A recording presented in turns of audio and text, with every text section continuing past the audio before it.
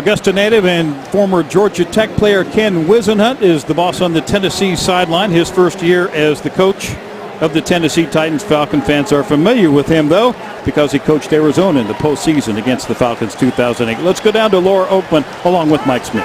Thanks, Randy. Okay, Coach, you and everybody else tonight will be watching Jake Matthews. How comfortable has he looked this week at left tackle, and how ready do you think he is? I think he's ready to play left tackle. From the very first day he walked on our field, we felt like he has the ability to play left tackle, and he hasn't blinked. He just made the move over, and I think he'll be just fine. I know you love that. Randy and Dave asked the question beforehand, before we went to break, what does that mean for the right side? So I've got the guy to ask. What does that mean for the right side? How close are you to knowing what it's going to look like? Well, on the right side, we've got a couple of guys that are going to play tonight, and it's really a three-man battle between Ryan Schrader, Gabe Karimi, and Lamar Holmes. Lamar Holmes will start tonight. Biggest thing you want to get out of Game 3 is? Stay healthy. That's a good one. Coach, thank you as always. Guys, back up to you. Smitty saying before the interview, starters will play the entire first half and the first series of the third as well. Thank you, Laura. Well, as we said, Arch, they want to get it in gear tonight, and they will have a chance to do so on offense first, because that's Maikon Bonani right there teeing it up. The Falcons won the toss, elected to receive. Bonani will kick it to Devin Hester. We saw him in the end zone last week after receiving a pass. Let's see what he can do with the kickoff. And we're underway at the Georgia Dome. Preseason game number 3. Hester deep into the end zone. Will bring it out. 15 to the 20. Maybe a shade more, but not much. The veteran Devin Hester taken out of bounds on the sideline, the Falcons sideline. Of course, at quarterback, Matt Ryan has thrown it 14 times in the preseason, completed 10. Those are his numbers from last year, from 2013. And as we've mentioned all along, they want to reduce that number of sacks. Now the focus will immediately begin on what goes on up front. Jake will start at left tackle. You heard Smitty say that Lamar Holmes will start at the right tackle. We'll get an idea right here. So a shot of the rookie left tackle there momentarily. Ryan to the air immediately, pocket clean, deep pass right side, little too far for Julio Jones, and there is a flag on the play. Didn't take long for that first flag to go down, did it? Bernard Pollard on the coverage, the veteran who led Tennessee in tackles last year with 142. Jerome Boger is our referee tonight.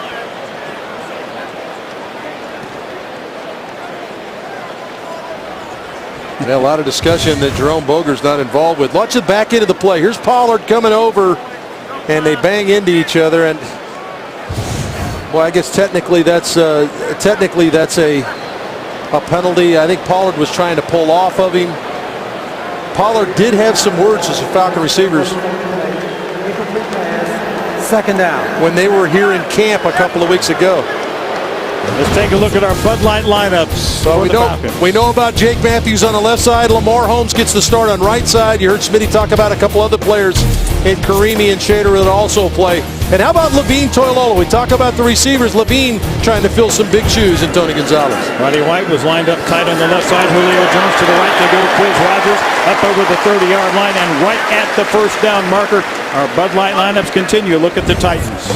Well, you look at Titan defense. Jarrell Casey's a guy they need to contribute to that D tackle spot. He's got 10.5 sacks over his career.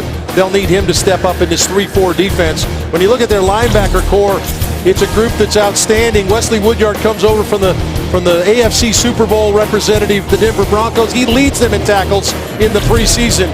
And as you look at the secondary, we just mentioned Bernard Pollard. He's the guy that led them in tackles a year ago, and he brings the attitude in the secondary. That was indeed at the first down marker and good for a first down. So this is a first down play. And Ryan turns and hands to Rogers, who goes over the right side and a couple of yards, but not much more than that on the first down play for the Falcons. Well, certainly establishing the run game is going to be paramount tonight. They would like to get a good blend of run and pass. We know this team can throw it, and we'll want to see them protect, but they would love to see this team come off the ball and run the ball. This is a good, stout defensive front. Not star-studded, but a good stout defensive front for the Tennessee Titans. Toilolo is wide left. Inside of him is White on a second down play and a long 7. Ryan looked left at first, now dumps it off after a couple of steps, jab steps, if you will, to get free, and that's a 6-yard gain to Jaquiz Rogers. Part of the game that Ryan doesn't get enough credit for is his ability to slide in the pocket. I think his pocket awareness improves every year. This is one where he just slides up, finds Quiz underneath, dumps it off, and now you're 3rd and short instead of Ryan taking a shot trying to run up the field with the ball. 3rd and 1. They have what you might call the jumbo package in there. We'll see if they do indeed try it on the ground to get the first down. That's DeMarco in motion, and yes, that's where they're going, to the right side. Contact behind the line of scrimmage and the flag as Rogers, that looked like a face mask to me from up here.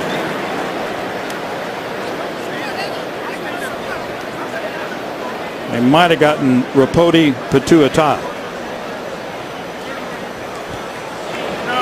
Well, we'll see if he got the hand around the face mask. And they're sorting this one out as well. Let's take a look.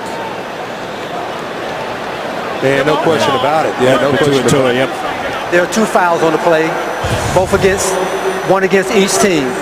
Holding, offense, number 80, personal foul, face mask on the defense.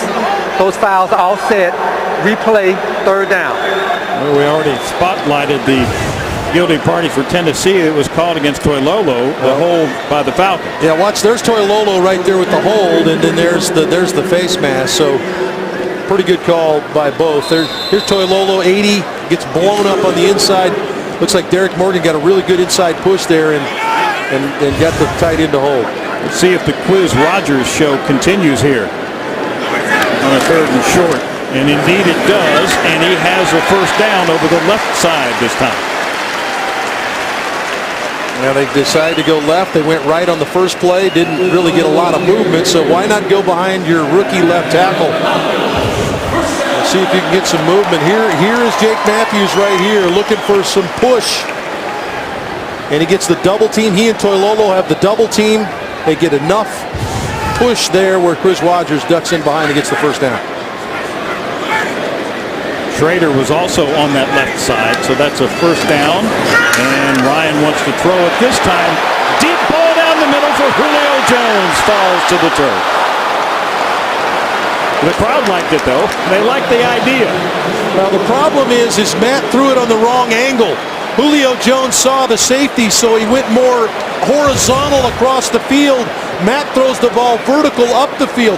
Watch Julio Jones at the top of the route. He's going to flatten the route off to where he's angled towards the far corner. And Matt threw the ball a little bit too tall. He could have thrown him over to the far sideline, and that would have been an easy completion. Julio comes off the field. Devin Hester in the Falcons lineup now, as is Anton Smith behind Ryan, and that is Smith taking the handoff out of traffic, and another flag as he fights his way over the 45-yard line. Bernard Pollard on the tackle. Holding, offense, number 70, 10-yard penalty, replay, 2nd down. Jake Matthews had a couple of flags in the opener against Miami, Arch. Yeah, here he is right here. Let's take a look at what happens with Jake. Left tackle, pinches down to the inside. And he just opened the door a little bit. Didn't stay square to the defensive end there. Allowed a little room for Klug to slip underneath, and that subsequently he grabbed it. You can see what the numbers have been like, and those aren't numbers that fans really enjoy, or players, but that's the reality of it, the way they're calling things. Lots of penalties. Here's Ryan to the air again. Harry Douglas is open just shy of midfield. I think that Harry last year, because he became the featured receiver over 1,000 yards, I think Harry gained a tremendous amount of confidence, not just in himself, but also confidence from his quarterback. He's been here as long as Ryan's been here, but he's been the 3rd receiver. But because Harry had to step up a year ago, I think that Ryan has a lot more confidence in throwing Harry the ball in meaningful situations. Good read by Harry to set it down in the middle. That was a 15-yard hookup between Ryan and Douglas. You see Harry Douglas again, lined up in the slot on the left side on a 3rd and 5. That nice gain made it manageable, if you will. We'll see what happens here as they try to cross midfield, and they do. something they didn't do until late in the game at Houston, but thanks to number 84 taking it from number 2, they're in Titan territory now. This is Roddy. Something Roddy has done really well in his career is he feels the underneath coverage so well. So Roddy swivel his head inside and find the backer and then find that little hole at about 12 yards on that little in cut. He just has a great feel.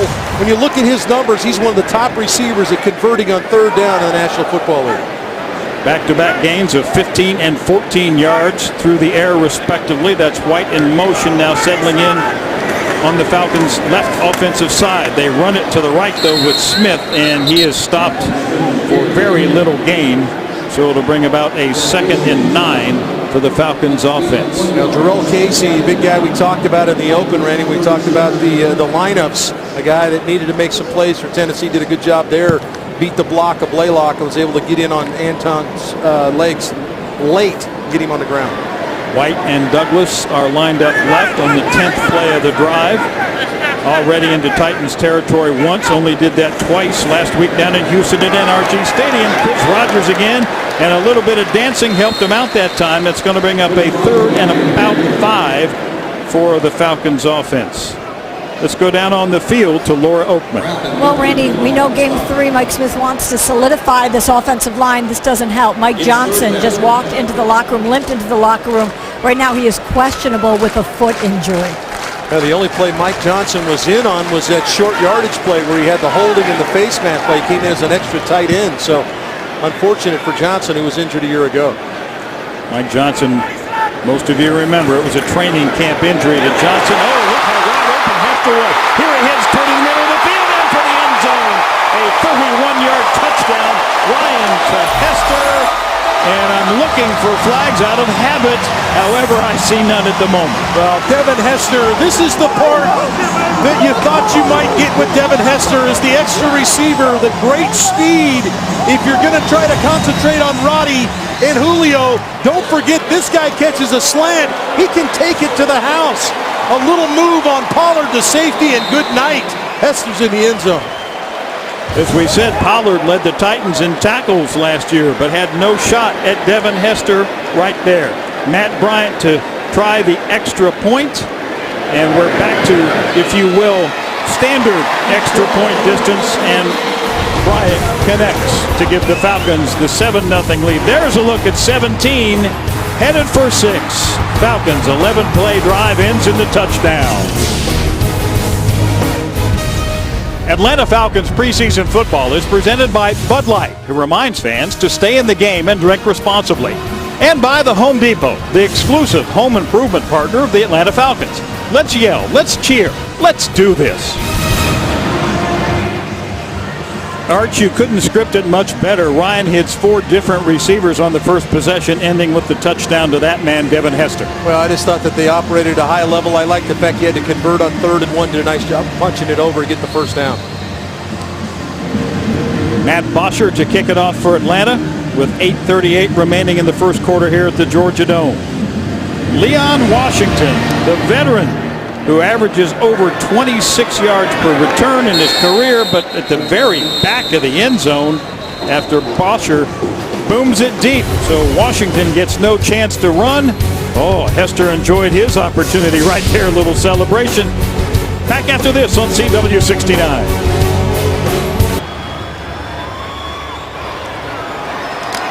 First round pick of the Titans in 2011, Jake Locker out of the University of Washington was 8 of 11 for 75 yards and a touchdown against the Saints in preseason game number 2 for Tennessee. And he hands to Sean Green, who was lined up behind him and gets up just shy of the 25-yard line. Let's take a look at that score to Hester, Arch. 2 things to look at. Quiz Rogers going to come across, help his quarterback out, and then watch the little outside release and then bust it in the inside by Devin Hester. 2 guys operating. It's about team concept, and everybody did their job right there. But here's the block by Quiz Rogers to come across and give his quarterback a clean pocket. That's what Quiz does. Doesn't get enough credit for it. Second down play, and Locker to the air, out to Nate Washington. The Falcons defense swarms, and boy, they did a nice job of shutting that down quickly. Our Bud Light starting lineup. Let's take a look. Now you look at this offensive line. It's a good one. Michael Ruse, 143 consecutive starts. He's a stalwart up front. You look at their backs and receivers. Sean Green filling some huge shoes. Chris Johnson gone. It's Sean Green's show now. That was defended well. No gain. So it's now 3rd down and 6. And special teams, big play guy Leon Washington is in the offensive lineup here for the Titans as Jake Locker is in the shotgun and has a clean pocket and has a receiver, but it's knocked loose shy of the 1st down.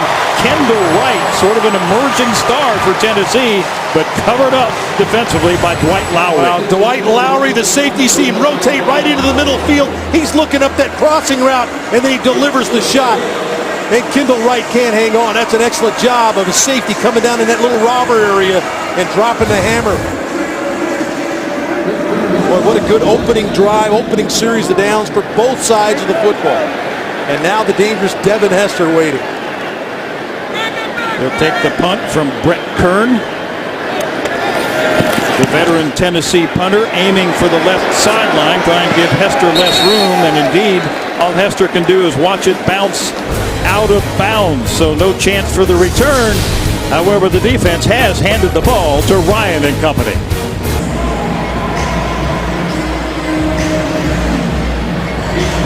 How soon might we see Steven Jackson in uniform on the field, Arch? What were your observations this week at Flowery Branch? Well, he looks like he's moving extremely well. They're obviously being cautious. I think there's a good chance he plays next week in Jacksonville just to bang the rust off. 1st down for the Falcons. Good field position at the 42 after the punt went out of bounds.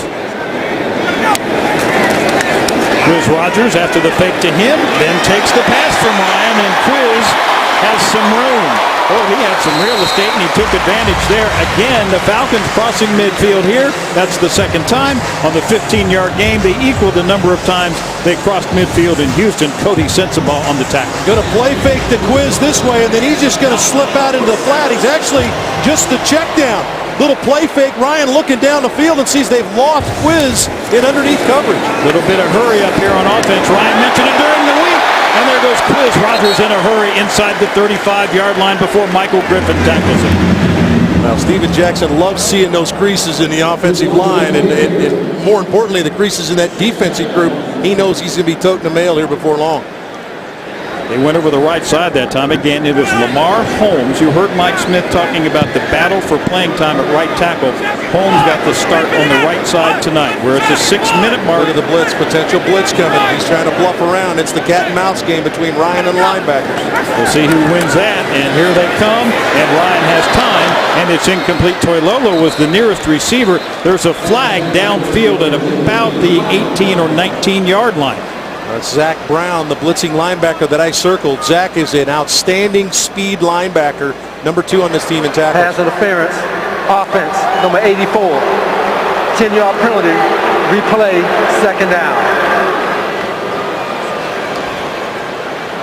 Now, a story that's emerging is the penalties in the preseason and how this will be called when the regular season unfolds, because there's a lot of disenchantment with all the ball clubs in the league in the penalty numbers. The league has re-emphasized, though, that's the way we're going to call things, and it's easy to see why there are flags right there. And Jake Matthews. Offense, number 70.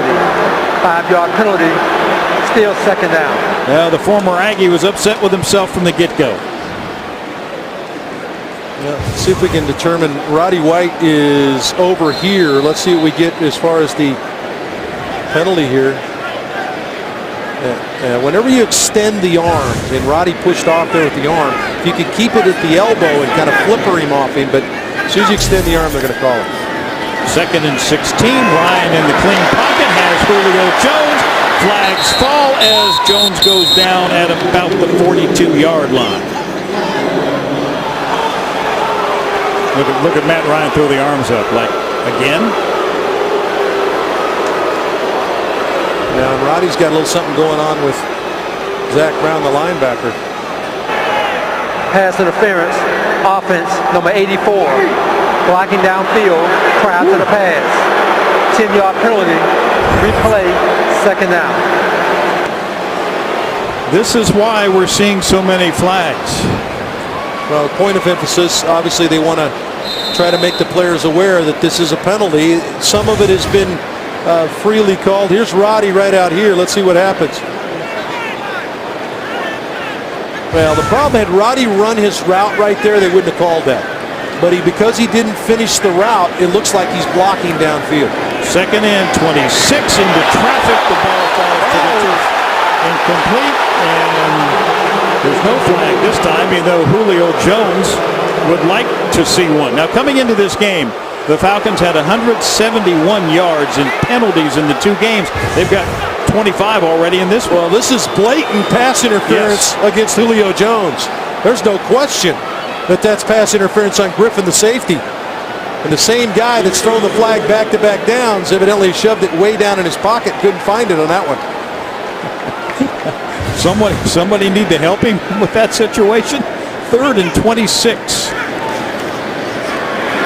Ryan steps up. Now we'll run. Now we'll slide down. And at least Bosher has good field position from which to punt after the 6-yard gain. Now what do we got here? Well, Zach Brown is a guy that plays with some edge. He put his hand up to Ryan's helmet first, and then it was teammates to the rescue. First, Joe Hawley in there. Now, Zach Brown is a highly. I've had a chance to do some of his college games at North Carolina, and this is the way the guy plays. He's an excellent linebacker. He got great speed, but he kind of plays right off, just beyond the edge sometimes. You see McCourty talking to him about, hey, keep your cool here now. He was a second-round pick by Tennessee in 2012, as Arch mentioned, out of the University of North Carolina. Okay, Ryan goes down. Well, he's going to send a message here. He's just going to kind of body him up. See, he's body him up. Joe Hawley didn't like it. He get off my quarterback. Right. And he's going to reach up to get Ryan's face. And then here comes it. And then you knew Hawley didn't like that. As soon as he touched his quarterback. There are 2 fouls on the play. One against each team. Personal foul, unnecessary roughness. Defense, number 59. Personal foul, unnecessary roughness. Offense, number 73. Those fouls all set. The action occurred after the play was over. 4th down. That ought to do it. Yeah, that's a worthless penalty. That's worthless, and that's really a poor job by this officiating staff to not see what's going on. First of all, he gets the wrong guy to name on defense. Yeah, he said that's Wesley Woodyard's number. And the second thing is you have to see if a guy shoves a hand in a guy's face, which he did to Ryan. So really a poor job by Boger there. Bosher stands inside his 35. Dexter McCluster closes in on the ball and immediately is nailed by Falcons special teams. Oh, Keith Armstrong has to love that. It's a 34-yard punt with 0 return. Anton Smith. Oh, he opened up his toolbox, didn't he? And said it's hammer time. Mike Smith's reaction to that little soiree a few minutes ago, I think you can read the emotions. Well, that's a point of emphasis with his team. Don't mess with my quarterback. There were a few moments last year they were disappointed in the way the team rallied to that. Not this year.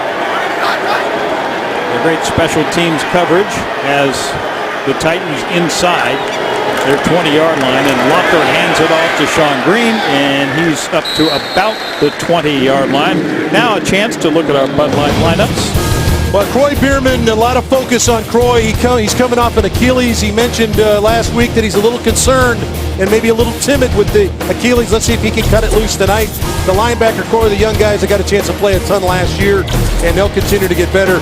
And how about in the secondary, the battle going on at nickel? Josh Wilson right now holds that spot. But remember, Robert McLean and Javier Arenas also battling. And Arenas just checked into the Falcons defensive lineup on a 2nd down and 8 as Locker drops to throw.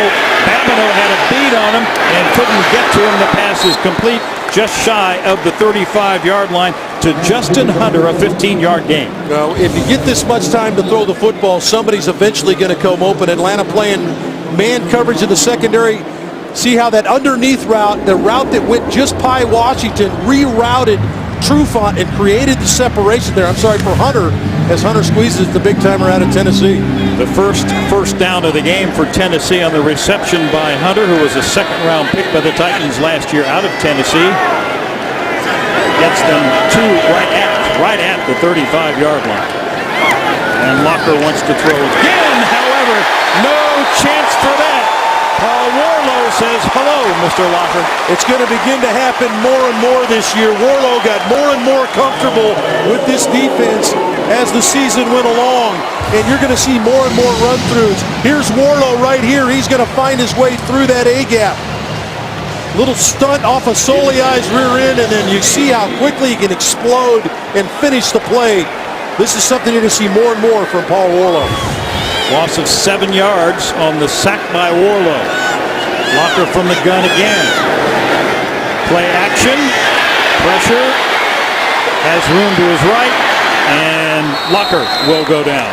By the way, we talked about injuries, certainly. From the Falcons' perspective, that guy, Locker, was having a great season last year and then got hurt about halfway through. Well, it's really the story of his career so far, Randy, is what he hasn't done. And he missed 5 games, or he missed 12, not 7 games as a rookie, 5 games 2 years ago, and another 8 games a year ago. 3rd and 4. They need to get to the 45. Leon Washington's in the lineup, and they do get beyond the first down marker as Leon Washington is the guy who caught the ball. Nice little wrinkle to Washington, who's got great speed. Is an excellent receiver out of the backfield. Just a really quick swing throw coming off a slant route from a 2-man route with Nate Washington out there as well. So just a good quick read by Jake Locker. First and 10, under 2 minutes in the first quarter. Buster's in the lineup and has the football. Trying to get to the outside, and a couple of Falcons would have nothing to do with it. Jonathan Massaquoi among them, and Alford there as well. And Atlanta slipped into their 34 look that time, had Bierman and Massaquoi standing up. There's their 3-4 look, the 3-down linemen, and you see the linebackers standing up on the outside. That's new for the Falcons as far as a base defensive look, and Massaquoi and Alford are able to get McCluster on the ground. Arenas, Umanura, both into the Falcons defense now. On a 2nd and 8, that's Arenas. Following a receiver to the right side. Green is the running back. Stays in to protect. Pass down the left side, and boy, there's a lot of contact. There's a lot of contact with Justin Hunter and Alford, and we'll see which way the flag goes. Looks like it's going against Alford. Pass interference. Defense, number 23. Spot of the foul. Automatic. First down. Atlanta's coming with 6-man pressure, so it's man coverage, bump and run on the outside. No bump at the line of scrimmage, and that's I think that's causing a bit of a problem for Rob. He got his hands on him. Robert Alford, see the hands on him right there. Now he looked back. You know, back last year you'd have called that ticky-tack. So far what we've seen in the preseason, you know that's going to get called. 5th penalty of the game takes the ball to the Falcons' 34-yard line. Tennessee now gaining some offensive flow, some offensive rhythm. And he got hit as he threw, but Locker throws it deep to the end zone, and that one's to the right corner, incomplete. Well, good pressure by Paul Soliai. Looked like Soliai got in late on Locker, but here's a little stop and go, little hesitation and go by Washington, and you see Trufant trying to close to get there. But here's the reason the ball was a little off. Just couldn't finish the throw because big Paul Soliai gave him a mouthful. When 96 is coming your way, you know it. Yeah, that's an eclipse of the sun right there. Might not be a bad idea if hot as it was today. Walker hands it off to Green, who has some room to the 30. He's shy of the first down, however, at the moment. A 5-yard gain. Good collision there by Willie Moe and Sean Green, two guys at about 220 pounds going head-to-head.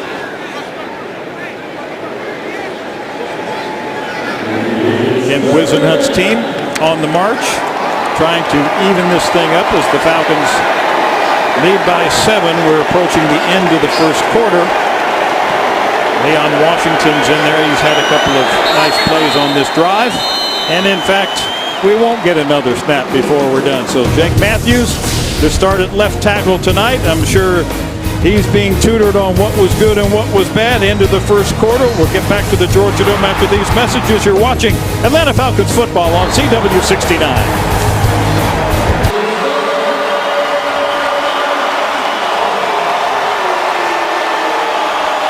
3rd and 5 for Tennessee on the Falcons' 29-yard line. Atlanta leading 7-0 as we start the second quarter here at the Georgia Dome.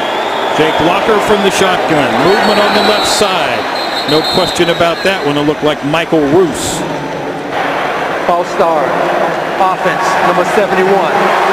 5-yard penalty. Still 3rd down.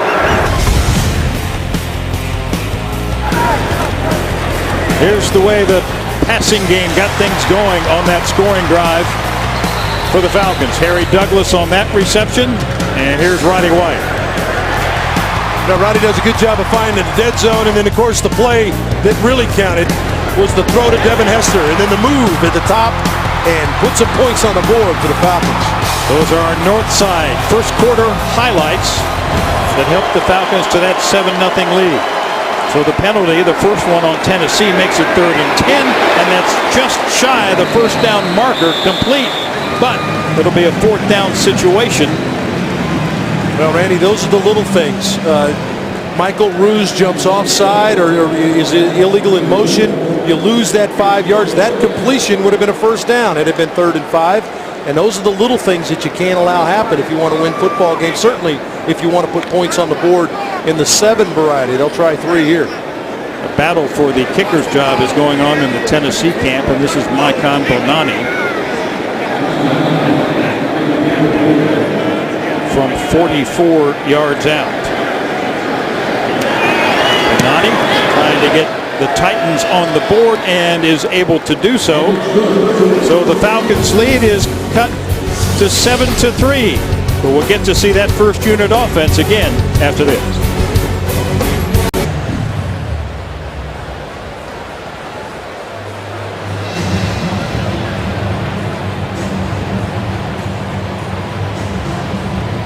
Don't forget The Flash is the new fall show. Critics are raving about it. Premieres October 7th right here on Atlanta's CW69. Let's see if the Falcons flash. Devin Hester could get an opportunity here with a shorter kick. It brings me to a question I have for you, Arch. A lot of times in the preseason, you don't see your top guy getting a lot of work in the return game.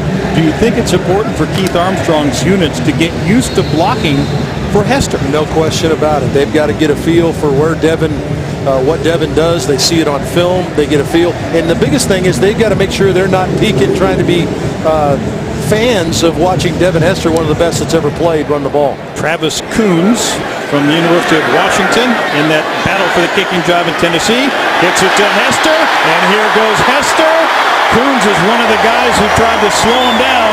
They did so successfully, but not until he gets back up to about the 44-yard line. Well, and another thing that has to happen is they realize how fast Devin is. Where do you drop to before you turn and begin to block? And obviously they're starting to get a feel for that. Good blocking in front of Devin. He'll be the first guy to tell you the only way he makes a play is if they get on the blocks. Look at the double team right there with Antone Smith and Kamal Ishmael out in front. Good job by that unit. You don't think Keith Armstrong was coaching after last week in special teams? Yeah, there were some issues, and they tried to iron some of them out this week, or all of them, I'm sure they tried to iron out. They spotted at the 43. First and 10 for the Falcons. Ryan from the shotgun has to dodge to his left, cannot escape the pressure, and goes down. So Ryan is sacked by Sammy Hill. Well, this is a poor job because they check out of it in just a 3-man line here, and what ends up happening is they get pressure with the 3-man line. Jake Matthews oversets to the outside. That allows the inside move, and that created the first problem for Ryan, is he got quick flash in his face and really no chance to escape at that point. So Jake has struggled a little bit, had a penalty, a couple of penalties, and missed there. By the way, that was 328 pounds plus equipment landing on Matt Ryan. 2nd and 15. He'll try it again. This time clean pocket, dumps it underneath Devontae Freeman. Approaching midfield about the 48-yard line. Zach Brown on the cover. All right, we saw one where Jake had a tough time. Let's watch Jake here. Again, playing on the left side for the first time this preseason. Excellent job of being patient and just shuts down the pass rush. So got to get used to being on that left side. He's been on the right side for the last 3 or 4 weeks. It'll come back to him. Got back some of the yardage. Lawson Purd in the sack. Showing the blitz.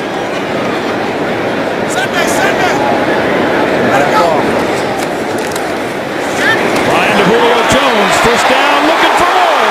Spins away from trouble. Can he outrun everybody? To the corner. Julio Jones, 52-yard touchdown.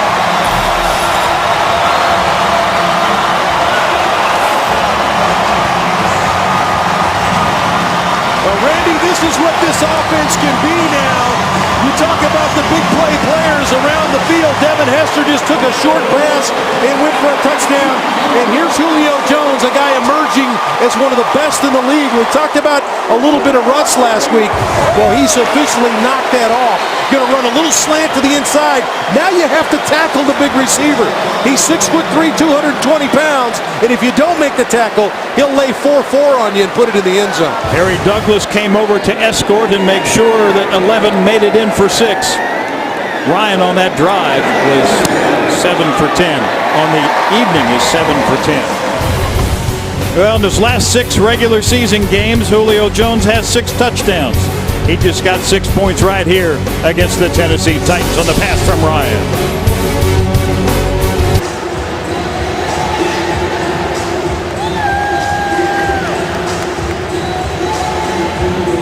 You saw Matt Ryan smiling as he left the field as we went away a couple of minutes ago. He's smiling because, wouldn't you, if you had that guy on the right to throw to?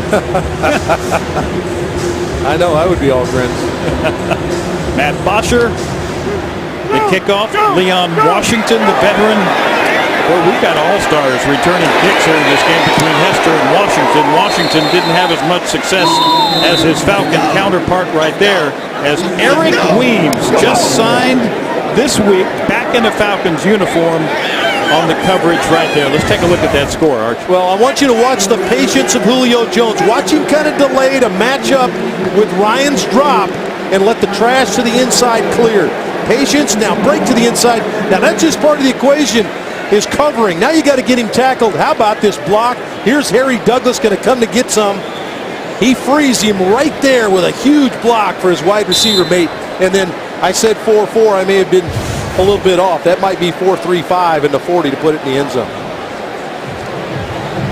We have a couple of situations on the field right now. We have a Titan down, and Tim Dobbins for the Falcons is also getting aid, being helped off the field with walking under his own power. We'll check this out for you when we come back.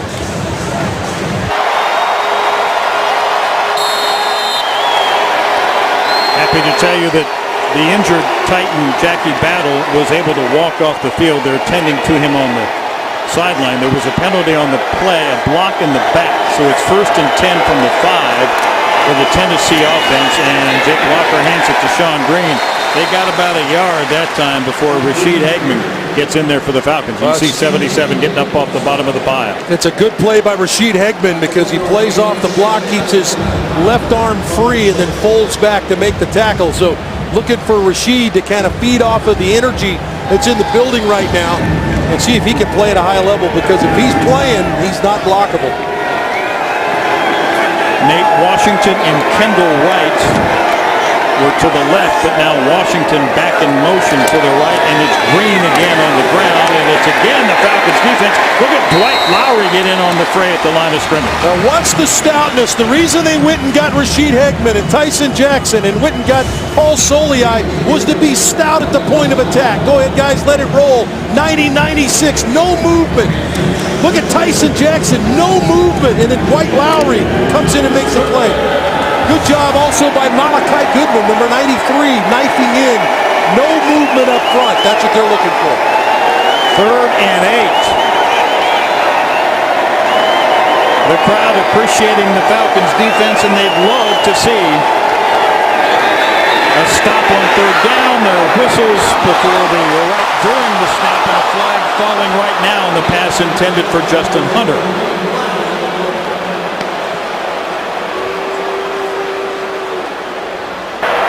Holding. Defense, number 23.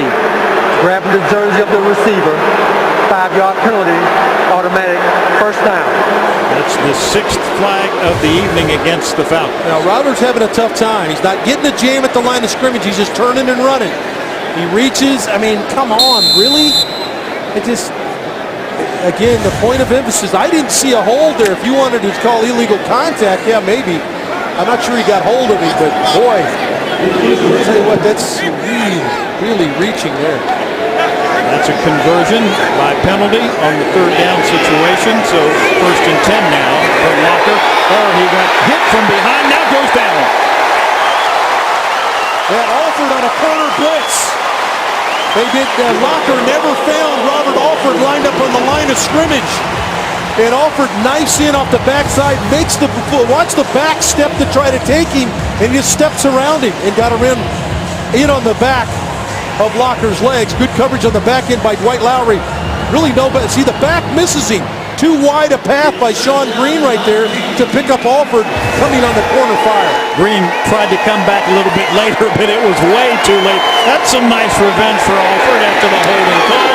This is to the right side on the ground. Green. And after the loss of 9, they don't get much of that back on that running play. Paul Warlow in on the tackle. Well, Atlanta's been flagged a couple of times in the secondary, but you cannot doubt how hard they are flying to the football. This is as much energy as I've seen the defensive unit play with this season so far, this preseason. There's Mike Nolan, the defensive coordinator, and they are flying around right now. Tennessee is 1 for 3 on third down, and that was a conversion by penalty. This is 3rd and 17 from just outside the Tennessee 5-yard line. Locker underneath, and with some team tackling, that's going to be way short of the first down is Justin Hunter. Well, excellent job. They got a pass, they went with a 4-man pass rush, dropped 7 into coverage, force Locker to throw it off underneath, and then you have to rally to make the tackle, and they did that. That's a great defensive series. Brett Kern, the veteran punter, and that guy, talk about a busy evening. Special teams, offense, Devin Hester standing back just outside his 35-yard line. We're under 9 minutes first quarter as Tennessee has to punt it away to the Falcons. Kern gets a high one, and Hester has some room. Well, he's taken a few hits over the years, and that was a pretty good lick right there from Colin Mooney. A 54-yard punt, a return of 3, and a look right there at Robert Alford in the backfield of Tennessee. On CW69 is sponsored by your local Toyota dealers. Visit your Toyota dealer for amazing deals on your favorite Toyota. Toyota, let's go places. And by American Family Insurance. Your dream is out there. Go get it. Randy Waters, David Archer back at the Georgia Dome where the Falcons have a 7-3 lead, have the football on their own 36-yard line after the defense forced Tennessee to punt from deep in their own territory. Cruz Rogers has been a busy young man this evening, and there he goes again to the 40-yard line. Don't forget, Falcons fans, time to rise up and get your tickets today. Secure your seat for when the Steelers, Bears, Saints, and others invade the Dome in 2014. Visit AtlantaFalcons.com/tickets. AtlantaFalcons.com/tickets for the best values. That was a gain of 4. Rodgers had to fight for every one of those, too. A good push on that right side, almost 4 yards. That's what you're looking for.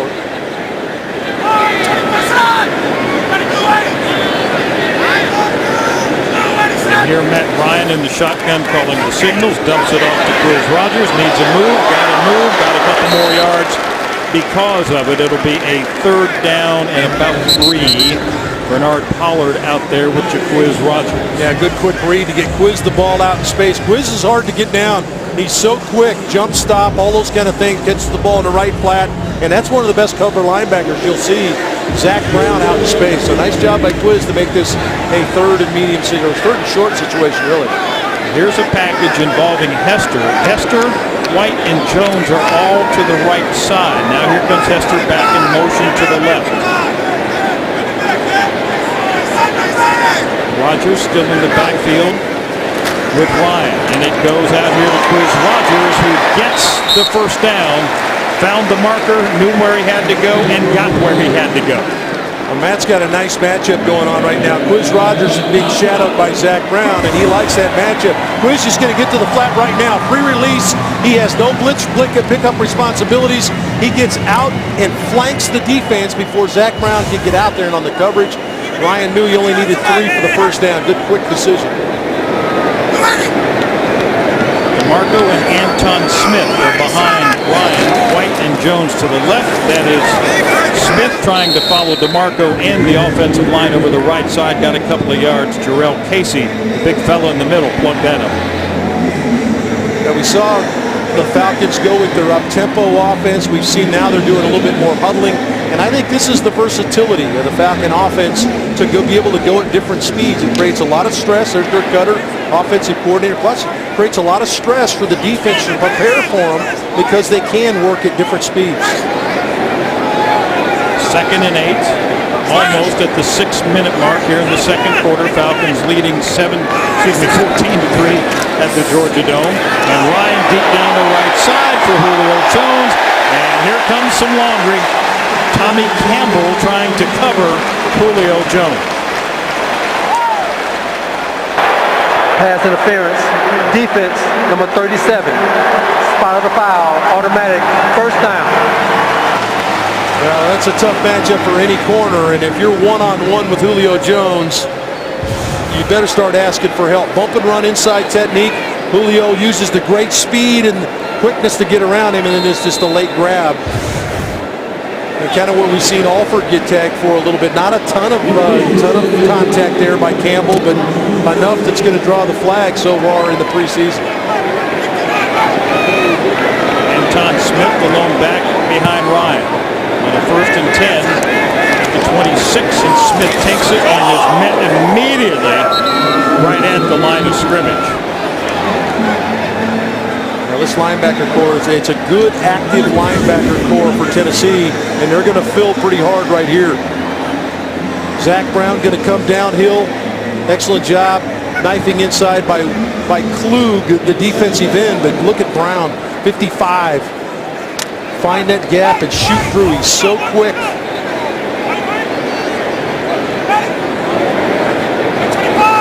2nd and 9. They gave him a yard. Maybe I should say he earned a yard before running into that wall. Rogers is back in the backfield, stays in to protect, and here goes Ryan deep, and that's out the back of the end zone, but there's also a flag right down there inside the 5-yard line intended for Roddy White. I can't believe this would be against anybody other than the secondary of Tennessee, because Roddy White looked like a pinball. He bounced off the corner, then it looked like he bounced off the safety. You saw Pollard arguing vehemently. The part that's going to bother Tennessee is Ryan's throwing the ball away here. And Bernard Pollard is none too happy. Pass interference. Defense, number 25. Spot of the foul. Automatic. First down.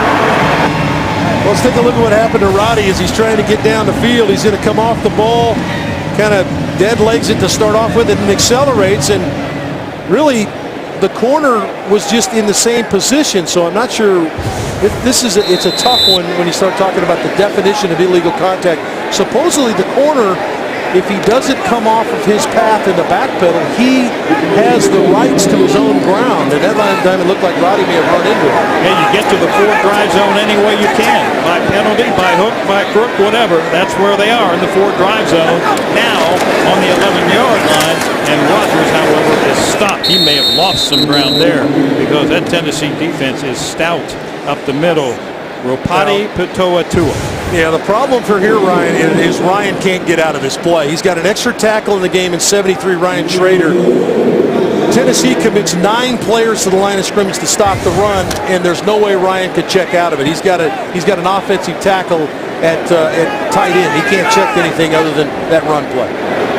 Another crack at it here in the Ford drive zone on 2nd and 11. He did indeed lose a yard. And to his left underneath, Harry Douglas inside the 5. They can get a first down before the goal line, and once again, little extracurricular activity between these two teams.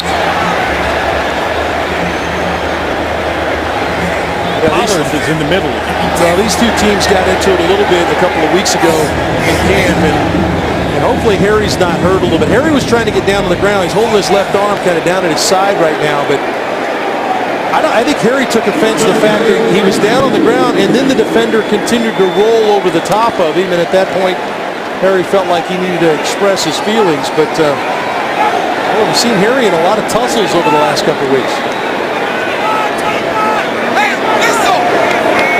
Ryan is perfect on his last 5 pass attempts. And we'll try it again. To the right, just over the fingertips of Devin Hester, and Hester wants a play. Well, herein lies the problem with the way they're calling the game, is if you're not consistently calling it, then you're going to have a problem. Hester going to work and just run to the out route. He grabs his arm and is in early with the right hand, never looking back for the football. So technically, Sensabaugh should have been called for holding, and then later on pass interference on the call. But they're going to get inconsistent because they've been trying to call everything. If they don't continue to call everything, then it's going to be a tough one to swallow. This is a 22-yard attempt by Matt Bryant, who was 1 for 1 in the preseason. And now you can write down 2 for 2 for the veteran kicker who's come through in the clutch so many times for the Falcons. He increases their lead in this game to 17.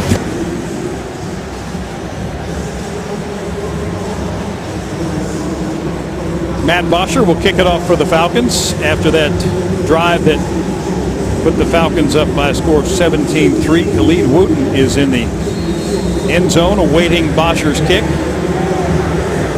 Offensive efficiency at a pretty high level on that possession. Ryan was 5 out of 6. The incompletion to Hester at the goal line. The only miss on the drive. Now here's Wooten, and he will come out.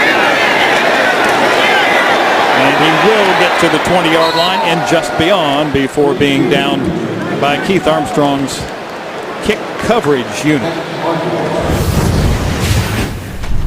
Matt Ryan among those who have accepted the Ice Bucket Challenge to raise money to fight ALS, commonly known as Lou Gehrig's disease. Now, Roddy White. Now, come on, Roddy, what's that on your head, man?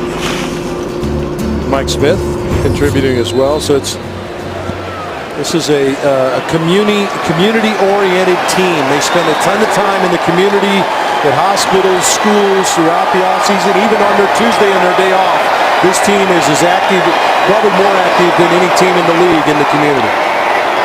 Dexter McCluster in the backfield stays in to protect as Walker goes to throw, and Walker connects to Delaney Walker, a talented tight end for the Tennessee Titans. Don't forget, Falcons fans, now's the time to pick up on the newest Nike preseason polos and New Era headwear. Shop with the only official retailer of the Atlanta Falcons. Visit officialfalconsgear.com for the best variety and prices.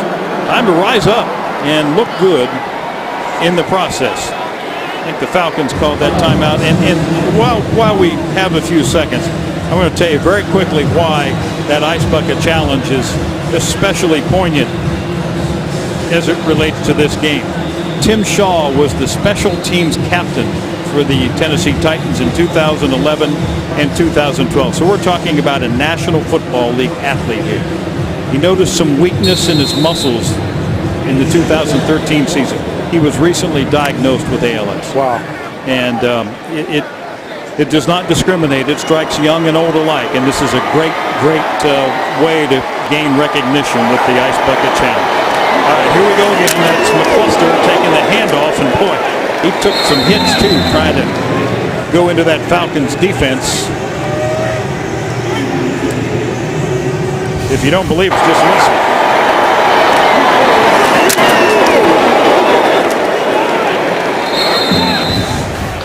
That was a little shot delivered by Haytime, the Missouri Hammer, Willie Moe. Good for a first down. Locker to a wide open Nate Washington, and he is going to try and, yes, will get to the end zone. 63 yards. Well, you see Desmond Trufant is disgusted with himself. Well, I'm going to need to see this one again. I'm not sure what exactly happened to safety help inside for Trufant. There's Willie Moe, number 25. He takes Delaney Walker, so Trufant has Nate Washington all the way, and Nate obviously did something at the top of the route to free himself up. But good read under pressure by Locker, and a heck of a throw down the pipe to Nate Washington. Washington came to Tennessee as an unrestricted free agent from the Steelers some 5 seasons ago, and has been a very efficient player for them. 58 receptions last year for Tennessee. And a thorn in the Falcons' side on that play to the tune of 6 points. Now Micon Bonani will try to add the extra point and pull Tennessee within 7 here at the Georgia Dome. 2:40 to go in the second quarter, and he does so. Locker was pretty good against New Orleans last week, and he was pretty good on this play too, David. Well, here's Washington. He's going to run the post. The idea is one of these safeties supposed to help. Willie Moe's going to jump the tight end. Now, is Dwight Lowry supposed to rotate back to the middle of the field? He does not. They double on the other side, and there's nobody in the middle of the field. So whether someone was supposed to rotate back to the deep third, it looked like they were playing quarters. You saw right at the end of that, Trufant kind of throw his hands up like, what are you doing? I think he expected, whenever you play that hard of outside technique, you're expecting help on the inside, and he didn't get it. William Moore jumped the tight end underneath, and Dwight Lowry did not rotate back to the deep third. So the guy chasing after him is the guy that gets blamed for it, and that's Desmond Trufant. That came about 60 seconds worth of playing time after the Falcons' field goal that had extended the lead. They're still ahead, but only by 7, 17-10. Micon Bonani, the man who added the extra point, teeing it up. There you see the two safeties discussing that previous situation. Well, remember, Lowry's first game action was last week, and there's Robert McClain, a veteran, in there. They're discussing it, so obviously there was a blown assignment between the two back guys as to who was helping Trufant in the deep middle. Hester chases that one into the corner here in the west end zone at the Georgia Dome, and that one bouncing around means they will start this possession at the 20-yard line. They're looking at it. Well, that's Tim Lewis I just circled. He's the defensive back coach. Outstanding football coach. Has done a great job with the defensive backs, but they're taking a look at the Polaroids, taking a look. It's his 5th year here in Atlanta. He was a number 1 draft pick. This is Tim right here, number 1 draft pick of the Green Bay Packers, and his career was cut short because of a neck injury. Played his college football at Pitt in the Dan Marino era for the Pitt Panthers. Another Atlanta ball. Devontae Freeman trying to go up against the middle of that Tennessee defensive line, which is, Arch has pointed out a couple of times, is pretty strong. Well, the thing I like about it is you're seeing a little bit more out of the ugly runs, Randy. When you get an ugly run, it's in the last couple of years been 1 yard. You're getting ugly runs that are 4 yards, and they don't look as ugly.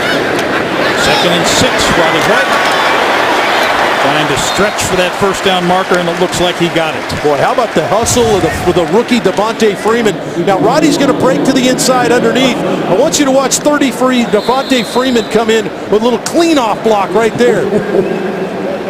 And that was close to being a clip, but I love the effort. It was a little Tallahassee tornado coming in there, the former Seminole.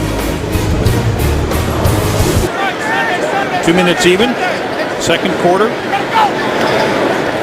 Ryan and the Falcons offense.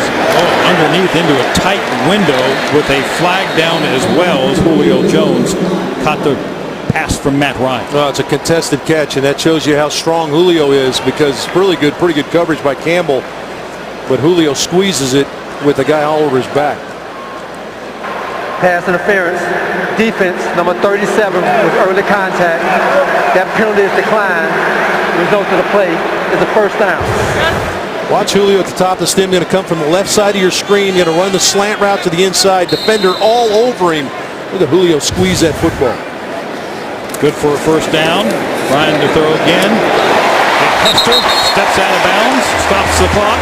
First down, 39-yard line. What was it Devin told us? He talked to our Laura Oakman in week 1 of the preseason. Now I'm just here to return kicks, man. I'm not really going to be much of the offense. How about that little corner route? Ryan had to let that go well before Devin came out of his break because of a little bit of pressure. And Hester got his eyes to the football and another good pickup. Well, his high as far as receptions in the NFL was 57 in 2009 for the Bears. He had 0 catches last year for Chicago. Here's Ryan or Roddy White. That's at another first down marker. Might be a shade shy. We'll see how the forward momentum, what kind of spot it brings about. Yes, it's good for a first down. Randy, you love the matchup because Roddy's working against linebackers in that slot area. And this is some of the transition and trying to cover up for Tony Gonzalez being gone. They came after Ryan. He unloads it to Hester in a hurry, who goes out of bounds just outside the 25-yard line. I just love the rhythm that they're playing with right now. Matt seems very comfortable with this receiver core on the field when he's got Julio and Roddy and Harry and Devin Hester on the field all at the same time. This is that 4 wide receiver set that you got so excited about when you heard Devin was coming to Atlanta. Quiz Rogers in the backfield on a 2nd and 7. Rogers releases, but Ryan goes to his right and finds Hester, and Hester gets popped at the 20-yard line. Bernard Pollard. But it's a good job by Devin to read the coverage. Devin just going to go up at zone coverage. He's going to sit it down right there in the middle of the zone and give his numbers to the quarterback so Ryan can put it on. Good hit by Pollard. But guess what? It's a gain of about 8, and it's 3rd and 1. Got a timeout on the field right now. Don't forget, coming up on our halftime show, we have a full menu for you. Sneak peek at 2 new shows here on CW69. We'll also have first half highlights, and then Falcons owner Arthur Blank will join us in the booth as we wrap up halftime and move into the 3rd quarter here at the Georgia Dome. Dirk Cutter talking to his quarterback. Matt seems very comfortable. The protection has been solid. He has been hit a few times in this game. Again, part of that being ready for the regular season, you're going to have to pick yourself up off the ground a few times during a game and have to come back and make a throw. Ryan's done that in this game. He's 6 for 6 on this drive, and he's looking at a 3rd and 1 at the 20.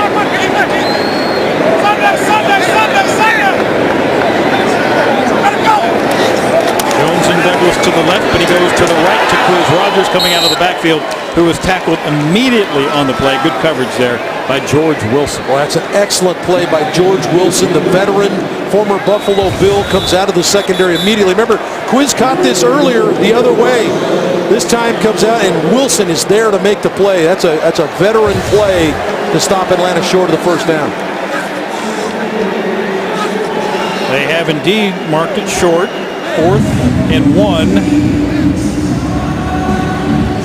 So they're in the forward drive zone, and I don't think there's any debate here. Do you, Arch, about what you're going to do instead of kicking? No, you got to go ahead and try to punch us in. It's been a good drive. The debate is, what do you decide to do? You try to run the football here on 4th and inside a yard. You have only 1 timeout left, so that kind of keeps you from maybe running the football. But Atlanta does such a good job of getting lined up. The problem is you're not going to go with a big package, because then you got to rush people out, and that makes you a little bit vulnerable in the run game for someone to run through and make a play when you've got a pass group in the game and try to run it. Well, we'll see as Dirk Cutter and Mike Smith have made their decision, if the Falcons can cruise on through the 4 drive zone for another touchdown here. But first, well, they're going to take a look and see exactly what's needed. I'm not sure why this didn't occur a little bit a little while ago. You could see there. I could give you a couple of reasons, but it probably wouldn't be suited for TV, so we'll hold off.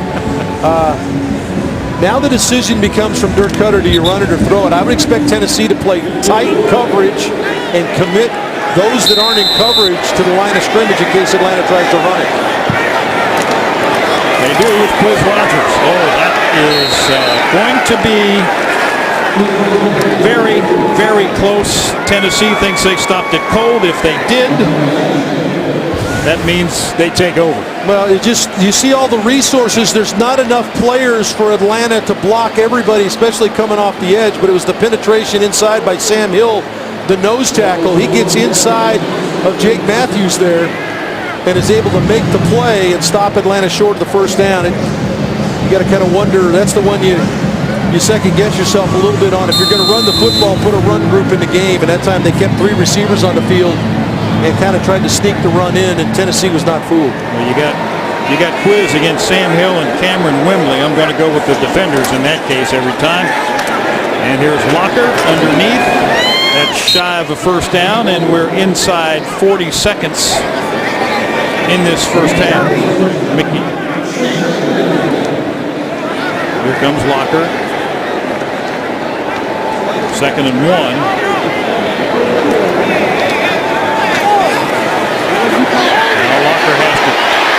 Go to his left and unload. Well, good early pressure. Robert McClain was coming on a nickel blitz. He's an extra defensive back in the game, 27. Robert McClain's going to be in there coming off the left side or the top of your screen, and he kind of forces Locker out of the pocket, and then you see the closing speed of Jonathan Massaquoi. So good job with the extra rushers. Robert McClain particularly forced Locker to come out of the pocket and disrupted the pass play they had on.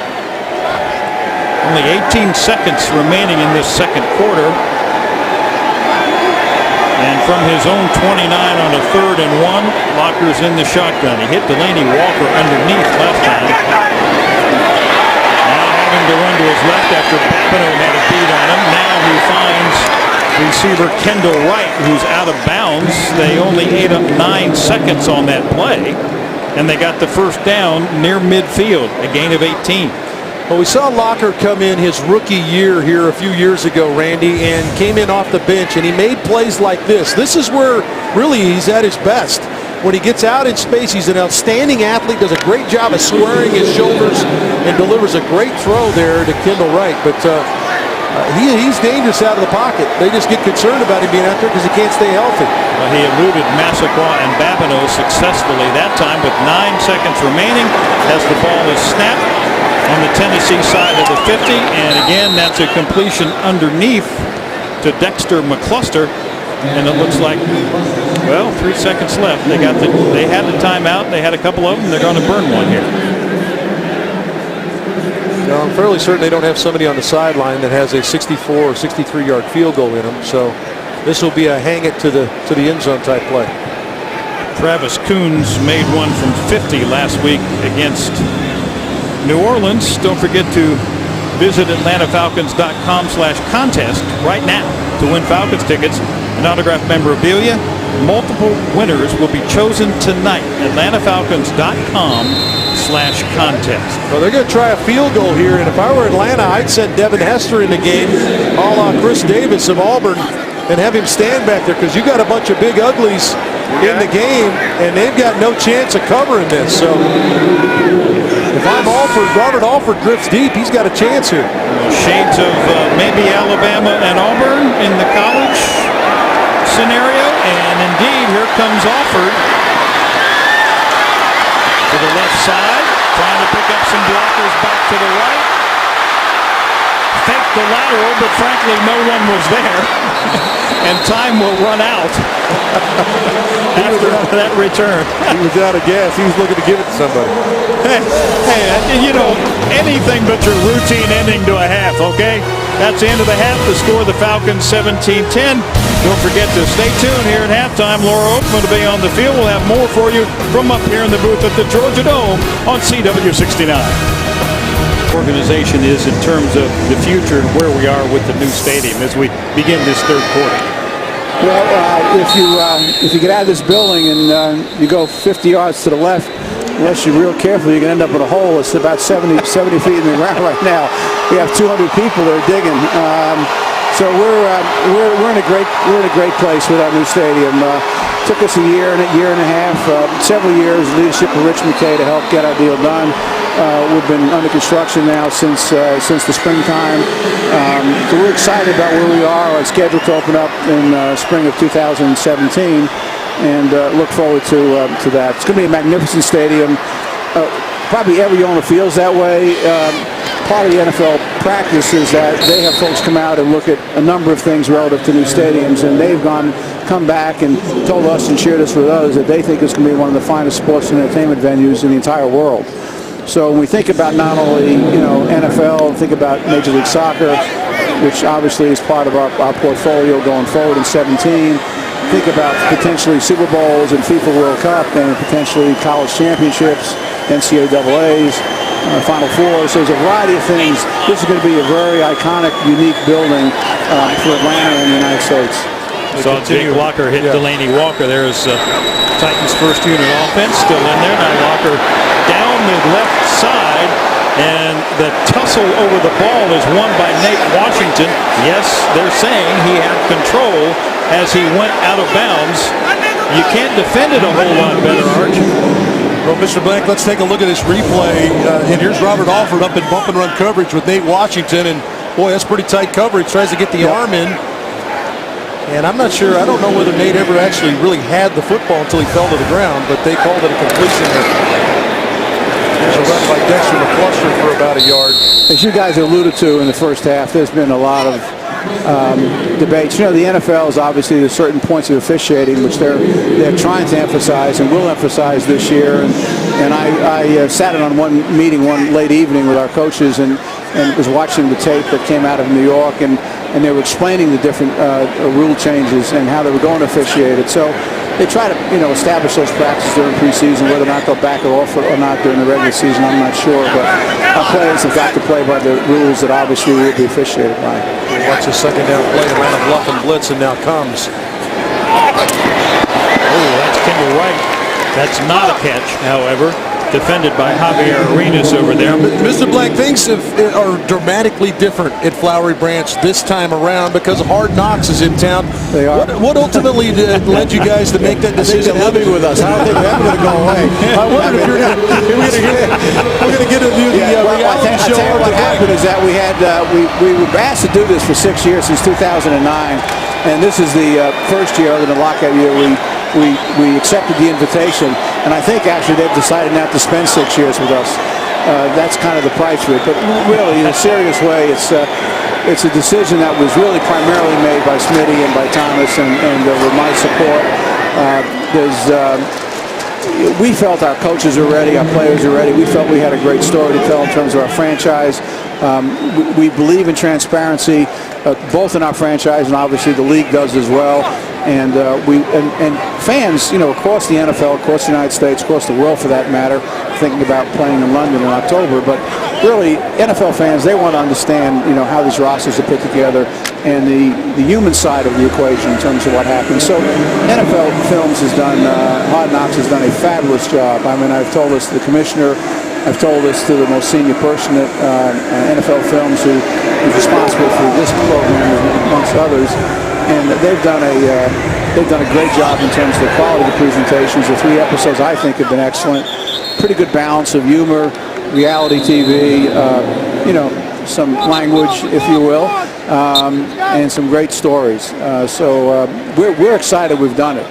And I'd be happy to share that enthusiasm with an owner in the NFL. And I think Thomas would feel that way as a general manager, and Smitty as well. We still see the Falcons' first offensive unit, by the way, back on the field here for their first possession. Yeah, this is important, Randy. It's important, Randy, to answer the bell in the third quarter of the third preseason game. Just gets that juices flowing. You got to crank it back up and get ready to play for a second half. Brett Kern did a nice job on the punt, as did his coverage team. So the Falcons are starting on their own 11-yard line.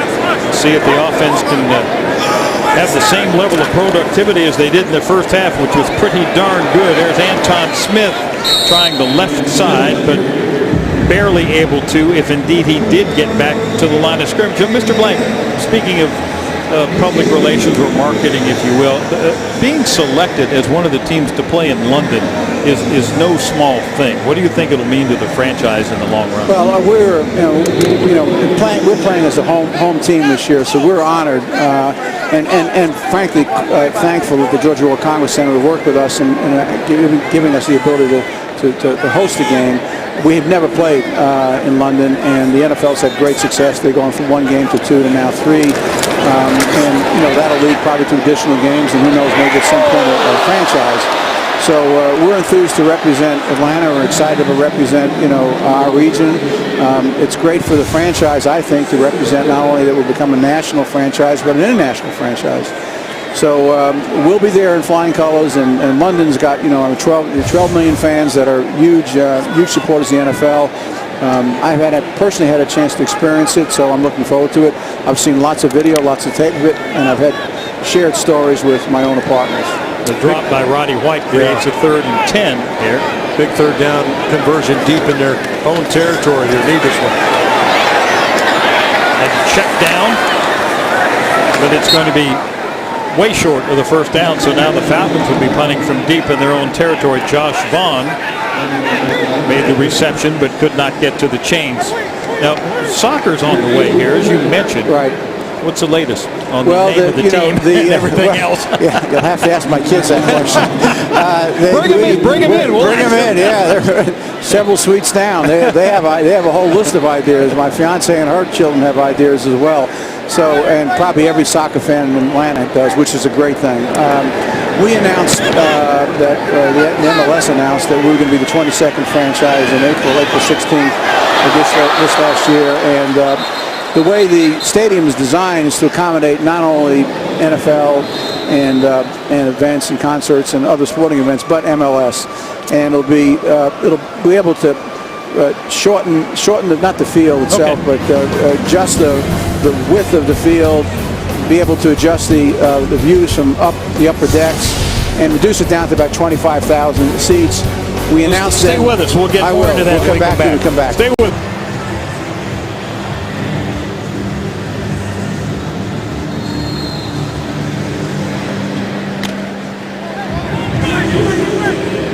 Some of the Falcons starters on the sideline watching now as a new quarterback is in there for Tennessee. That's Zach Mettenberger, very familiar name to local folks. Started at Georgia, then played quarterback at LSU, and had a very good outing last week against the Saints for the Titans. Now, Arch, I'm going to let you ask this question because you're going to play FIFA reporter here. And ask about contracts. It's the question that I get all the time when they found out that Major Leagues, because there's a ton of fans here in the city that are excited about Major Leagues. 55,000 kids playing soccer in Atlanta. When is Lionel Messi signing with the Atlanta team? Yeah. Sooner than you think. Well, we're in a serious vein. We're thrilled with the response we've gotten from the Atlanta soccer community, both at the club level and the youth level, and it's really been incredible. Our fans have been unbelievable. We've already taken deposits on of the 25,000 season tickets we have. We've already taken deposit on 14,000 season tickets. That's 2.5 years before the first ball is kicked. So we're going to take the next 11,000 over the next period of time and look forward to expanding the bowls we can. We're very close to hiring a president. We've spent a tremendous amount of time in interviewing a number of great candidates. We were really so pleasantly surprised and just enthused about the level of interest that we've seen some great candidates. So we'll be making that decision shortly. And then we'll look forward to the name and everything else that goes with it. Absolutely. Let's watch his second down play, Mr. Blank. I want to ask you about opening weekend. A minimal gain for Tennessee on 2nd and long. Okay, 3 weeks away, less than 3 weeks away, and the hated Saints are coming to town. They are the hated Saints. What are your thoughts? What are your thoughts about opening the season with your rival on opening weekend? Well, I obviously prefer to do it here than in New Orleans, which is what happened last year. We've since 2008 we've played very well. We won 3 out of every 4 games we've played here. The team plays well here. However, we're playing one of the most feared opponents that we'll have all year, and and really one of the strongest opponents in the NFL. They're an outstanding team led by a great coach and a great quarterback and a great group of supporting players. So it'll be a very competitive game. The last 12 games we've played, 8 of those 12 have been decided by 7 points or less. That's so, you know, it's going to be a hard-fought game, and we'll be ready for it, I assure you of that. Smitty has a compelling philosophy, which he stayed with, which I've been very impressed with. Always trying to remember, this is about getting ready, getting to the starting line, getting healthy, getting strong, being ready to go. In this case, being ready to go on September 7th against the Saints. We'll see what Devin Hester does with this. We'll ask you to stay, Mr. Blank. He waves for the fair catch, so the Falcons will take over inside their 15-yard line. Couple more questions with Arthur Blank and a chance to see Falcons offense when we return on CW69.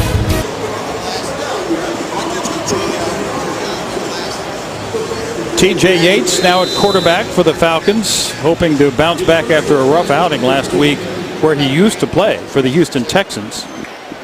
Couple of picks, only 3 of 12 on the evening against the Houston defense as the Falcons take over here on their own 13-yard line. For the most part, the number 1 offensive line is in there, although Harlan Gunn is in at right guard. Out here to Devontae Freeman, who takes a real pop right there after the catch. Got a couple of yards on that play. Well, Randy, Mr. Blank can give us some insight as to why TJ is in the game here and why they're starting offensive lines in the game. Well, you know, Smitty was commenting to me before the game. We usually just sit and visit a little bit before, well before, a couple hours before the game, and he felt it was important coming out of that game last week in Houston, which was, you know, by Yates' definition, was not his best performance. It was tough. That's a nice word for it. That you know, it was important to give him some opportunity to work a little bit with the first unit and help in terms of his confidence, and now actually give him a chance to kind of sync up together. So I think it was a great strategy, his idea, and hopefully it'll pay off tonight. It's great seeing him coming back to Atlanta. He's you know, he's an Atlantean, went to Pope High School, played not too far from here in college, and we're thrilled to have him back in Atlanta. He's looking at a 3rd and 4. And has plenty of time, good protection. Finally has to look to his left, but they're going to get you if you're back there that long, and Yates goes down.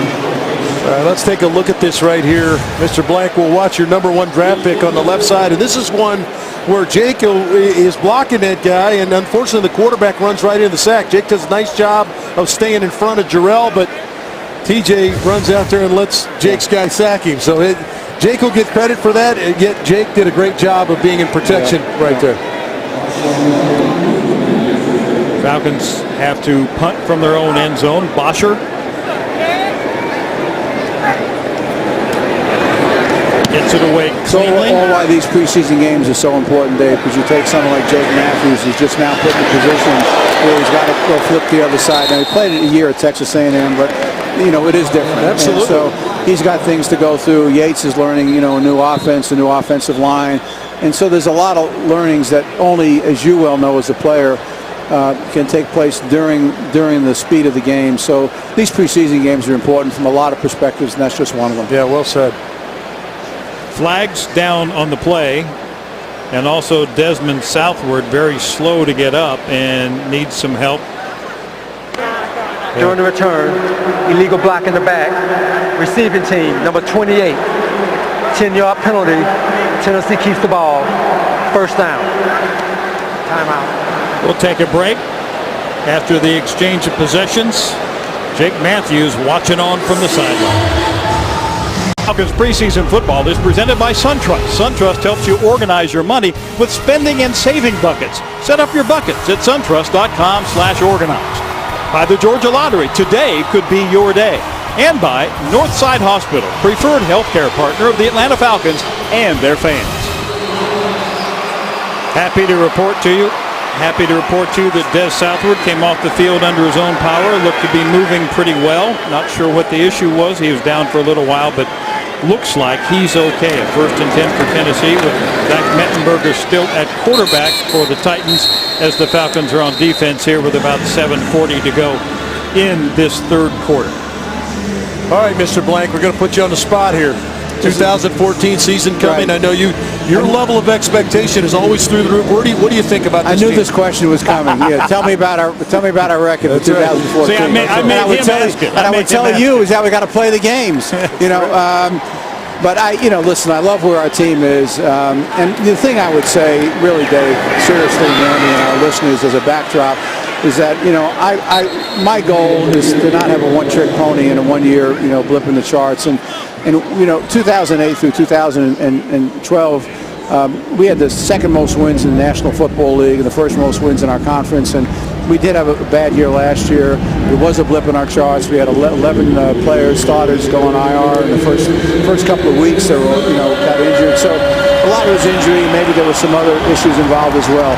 I mean, I feel really good about where we are. I think our coach does, most importantly. Coaches do. I think Thomas does, most importantly. Senior people and personnel do. And so I think we're going to have a much better team than last year. Our record will be better than last year. It's single game elimination. We want to get to the playoffs, and we want to see what happens from there. But, I love the weapons we have on offense. I love the scheming that Nolan has done on defense. I love the new additions that, the coaches have brought, both Brian Cox and Mike Tice. And the outstanding job that Dirk Cutter has continued to do in weaving this offense and giving Matt even more freedom. Matt is the kind of guy that continues to want to learn and continues to want to do things differently and really push the envelope. So I think you'll see more of Matt with more freedom coming up this year. Perfect. All right, we're going to take a break. We appreciate your time so much. Always good being with you, Randy, and all of our fans. Nice to see you again. Dave, it's always nice seeing you, so take care of yourself. Thank you. We'll be back. Timeout on the field. Falcons up 17-10.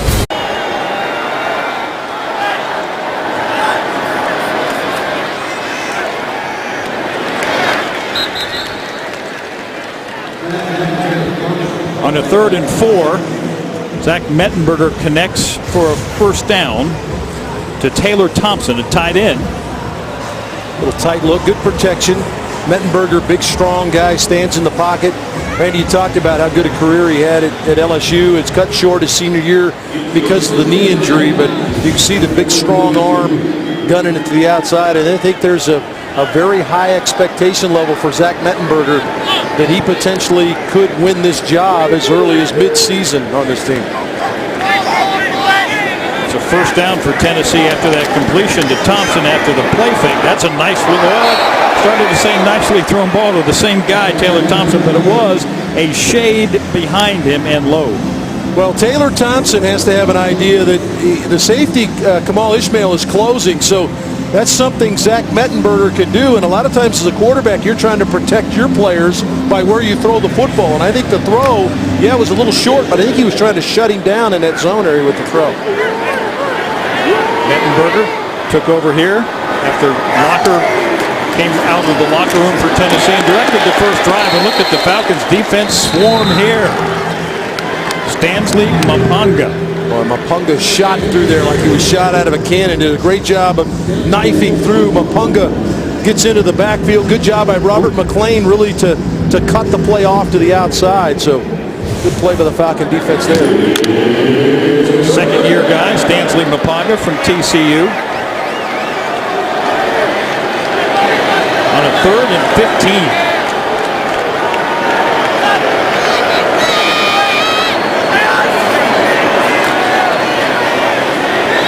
Brought a couple of linebackers and tried to get to Mettenberger, but he gets it away, and not only gets it away, but he has a first down to Justin Hunter. Ball popped loose. Gain of 21. Yeah, just not enough push up front. Josh Wilson is at the corner. He's going to try to undercut the dig route. Good job by Hunter at the top of his route.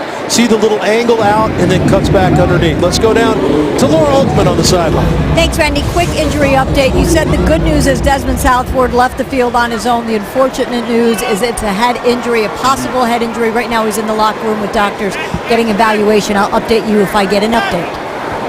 Thank you, Laura, very much.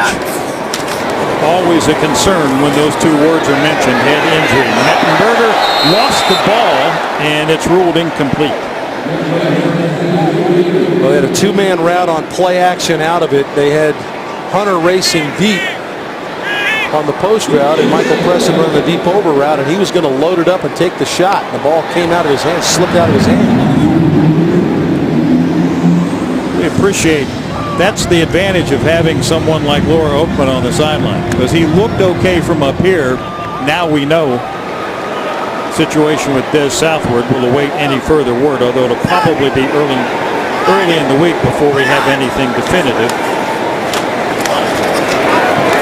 Bishop Sankey, the rookie, up near the first down marker for Tennessee. Zach Mettenberger has the Titans offense on the move. That is a gain of 8. Bishop Sankey is a guy they're excited about as well. Kid they drafted in the second round out of Washington. You talk about a prolific player now. Almost 3,500 yards on the ground and 37 touchdowns for Sankey. He's a guy they feel like is a change of pace and an explosive player that is going to make a lot of plays this year. Second round pick by the Titans as Mettenberger looks to throw again. There's contact over there on the right side as the pass falls incomplete. Intended for Brian Robisky, son of Falcons receiver coach Terry Robisky. So no flags, and that was a third down play. Brings up a 4th and 2 for Tennessee. Looks like they'll try to get 3 out of this.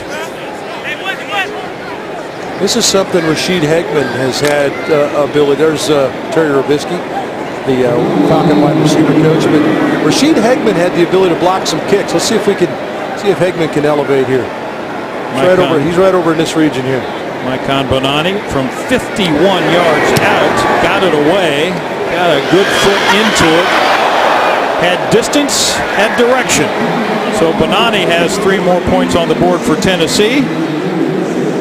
We appreciate Arthur Blank stopping by to visit with us. And now we see if the Falcons can perhaps not only hold on to, but build the lead.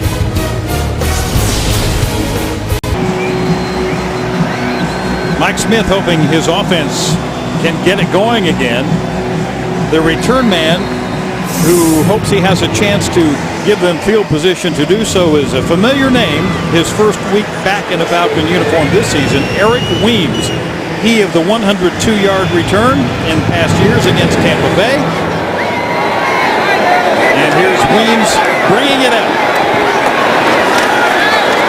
up over the 20 and tripped up. Let's go down to Laura Oakman on the sideline with quarterback Matt Ryan. Thanks, Randy. Okay, Matt, very different from the last time you and I talked after the Houston game. Thank you for that look. I hope everyone saw that. Biggest difference you guys did tonight that you weren't able to do last week? Converted third downs. You know, that was one of the things we did, especially on the first drive, and then in the second drive of the game for us offensively, we had a couple penalties that got us off schedule. But we converted third downs today, and we're able to score some points. Okay, we know the third game is the biggest indicator for a team. So right now, how do you feel about the offense and how you guys are working? I feel good. You know, we still have a little bit of progress that we need to make before we go and play New Orleans. But tonight was a step in the right direction. We have a couple of things to clean out. We gotta get rid of some of the penalties that we've had that have thrown us off schedule. But it's encouraging to see some of the explosive plays from Devin and Julio. How big is your smile when you see 4 receivers set and when you see out there Julio, Roddy, Harry, and now Devin added to the mix? It's awesome. I mean, it really is. It's awesome. And tonight, you know, is a good example of what we're going to try and do. Spread the ball around to all of them. Get each of them touches throughout the game. Try and take advantage of matchups. And if we can do that, we're going to be tough. To do that, I know you need time. We have heard so much about Jake Matthews' transition being unlike most rookies. Having a rookie, though, as seasoned as he is right now, he's still a rookie. Protect your blind side. Biggest question you have with this transition and your confidence in that is what? My confidence is high. You know, Jake's done a great job since he's been here day one. Obviously, you know, there's going to be ups and downs. There is with every rookie, but you know, he's going to get experience right from the start, and it's going to help. I've been in that position before, and I'm sure he'll do a great job for us. How good did it feel for you to see Julio with that touchdown run today? It felt pretty good. It looked really good from my vantage point, just kind of letting that ball go, knowing he was going to get the first down, he's going to win on that slant. But then the play after, you know, after he gets the ball in his hands, what he can do after, there's not many people in this league that can do that. So we're lucky to have him back, and he's going to help us a bunch. Finally, one of my favorite things about Hard Knocks this week was you letting loose. I don't think many people see that. The biggest reaction you've gotten this week from people around locker room and outside of was what? Well, I mean, not much reaction in the locker room because they see me every day. They hear those words. They've heard those words from me before, but reaction from the outside is, kind of like you. I never seen that side of you or whatever, but that's just part of the deal. We've got a good group of guys in our locker room. We have fun, but when it's time to work, we work hard. Always enjoy it. Thanks, Matt. See you next week. Thanks, Laura. Guys. Thank you very much, Laura and Matt Ryan. Holding number 28 of the receiving team. 10-yard penalty from the end of the kick. Atlanta keeps the ball. First down.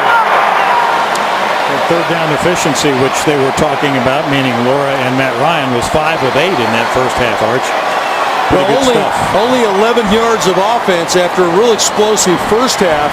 Falcons only have 11 yards of offense here in this half. And so this is something that's been a bit of a story for this Falcon team in past years, is a little bit slower in third quarter. Now, they seem to always storm back and find a way to win games. Certainly in 2012, found a way to win a lot of games late.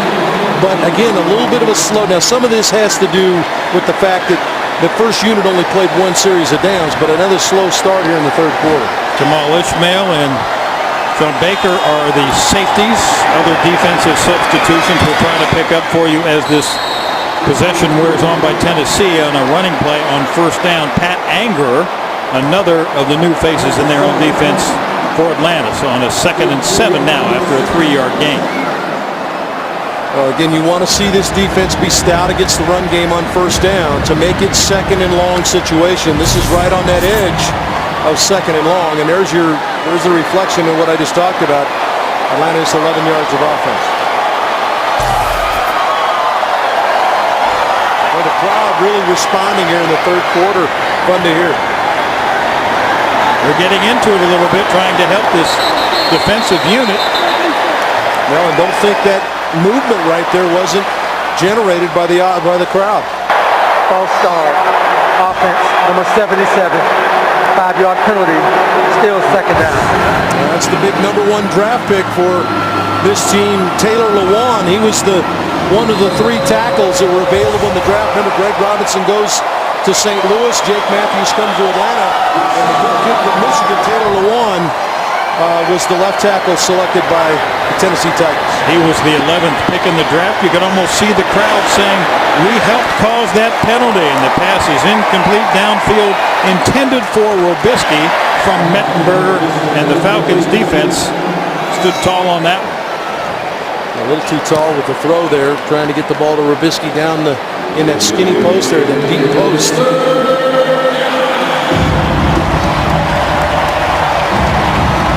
Now these are the money downs. Got to find a way to get off the field. Now Atlanta's going to come with just a 4-man rush. Jacquez Smith, number 45 at the bottom of your screen. Tyler Starr at the top. Oh, Mettenberger is just eaten alive. Rashid Hegman, have yourself a Mettenberger. Well, this is what he brings to the table now. Here he is, going to come around and get in on the quarterback. See the little stunt as he loops around. He's got great quickness. He's got obviously strength and size. Can you get him play to that motor all the time? And when you do, and that's Brian Cox's job. Brian Cox working really hard with him. Has really helped him with how to be a pro. And I think we're going to see huge dividends. After the play was over, personal foul, unnecessary roughness. Defense, number 44, with a blow to the opponent. 15-yard penalty, automatic, first down. The call is against linebacker Pat Anger. Well, Anger, number 44. Here we're going to get to see again that ground level of Rashid Hegman coming around the corner. That's not a sight that any quarterback is going to get excited about seeing with Hegman. But Anger back in coverage. Must have delivered a late shot.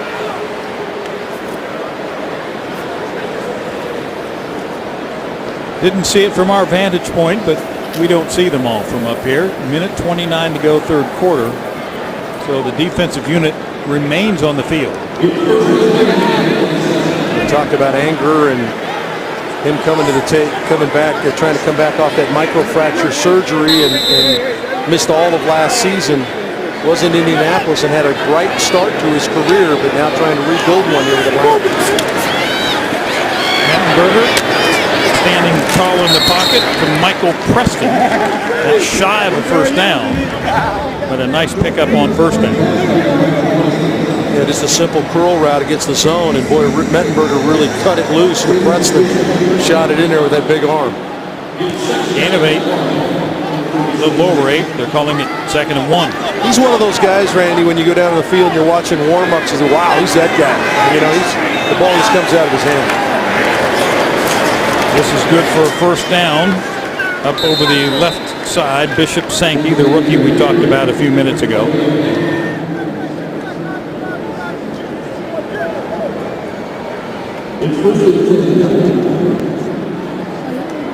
Jake Locker started and played into the third quarter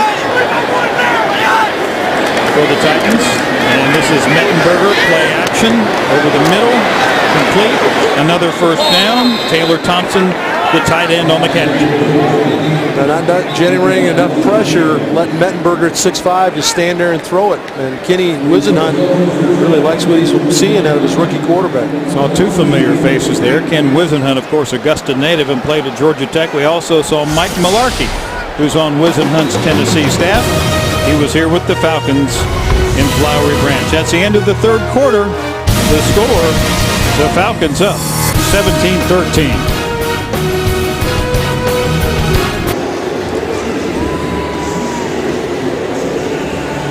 Might see Sean Renfrey on the next possession. We don't know yet. He was 7 of 10 in that game at Houston last week. And the touchdown pass to Hester as well. However, as we start the fourth quarter, it's still Tennessee football. Falcons leading by 4.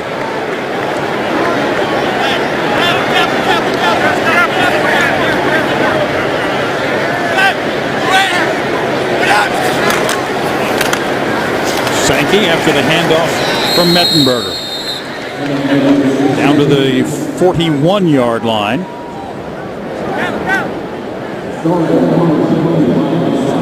This is something we're seeing more and more teams get to. This no-huddle operation, trying to lock the same personnel on the field, and not necessarily a hurry-up, but just to lock that personnel group on the field.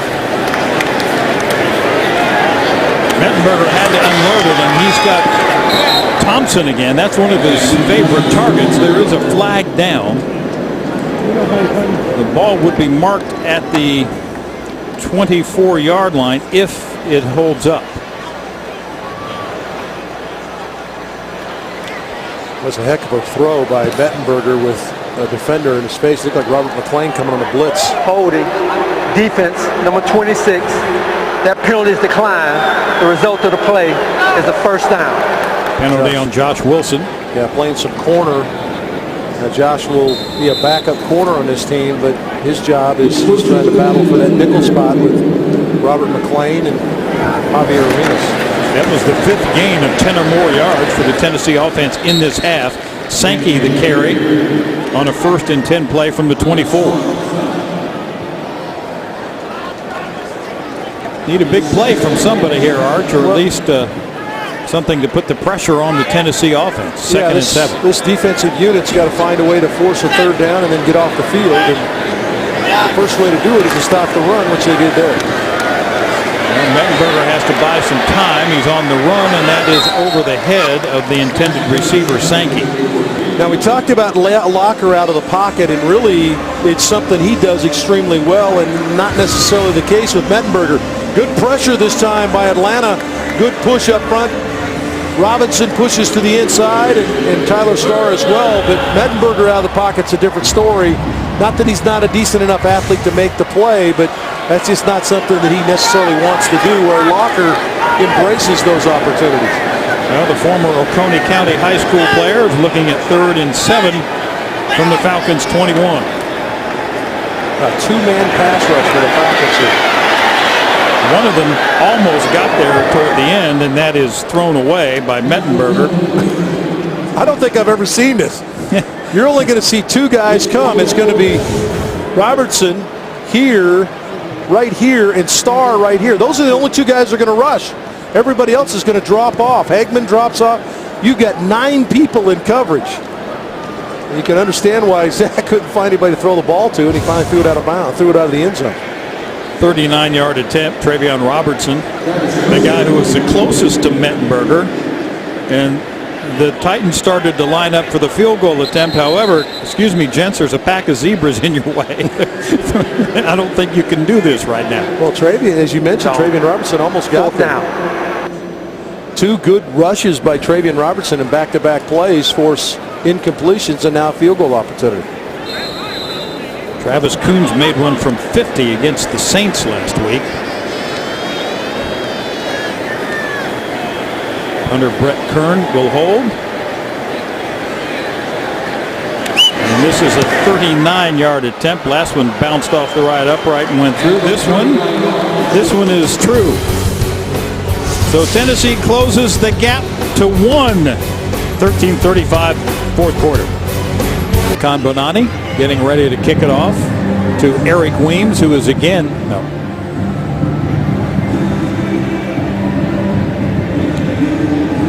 Con Bonani getting ready to kick it off, and Eric Weems is again deep for the Falcons. And Archie's he was a very effective guy, not only return game, but tackling too, special teams coverage. More importantly, what he did on all the other teams. Yes. I don't think there's any more excited than Keith Armstrong when he was available. Evidently, Roddy White, when he saw he was loose, Roddy White went to the powers that be and said, hey, you need to go get Eric Weems and bring him back to the team. Laura Oakman's down on the sidelines with number 11. All right, one of the big things this week, Julio, was talk about getting you more involved in practices, getting the rust off.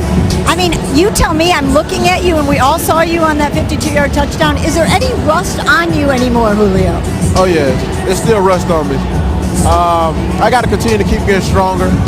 I felt it a little bit, not being winded, but as far as the drive phase of my speed, because I'm very fast, and I didn't have that extra gear tonight that I wanted. But, to other people, it looked like I did a good job. But to me, I have a high standard for myself, and I feel like I still got a little rust on me right now. That's the physical. What about mental? I know you said your goal was to be able to run a route without worrying about your foot. Are you still thinking about it? Oh, no, not at all. I got a great team here, with Marty, AJ, Smitty, the plan they put in place for me, days on, days off.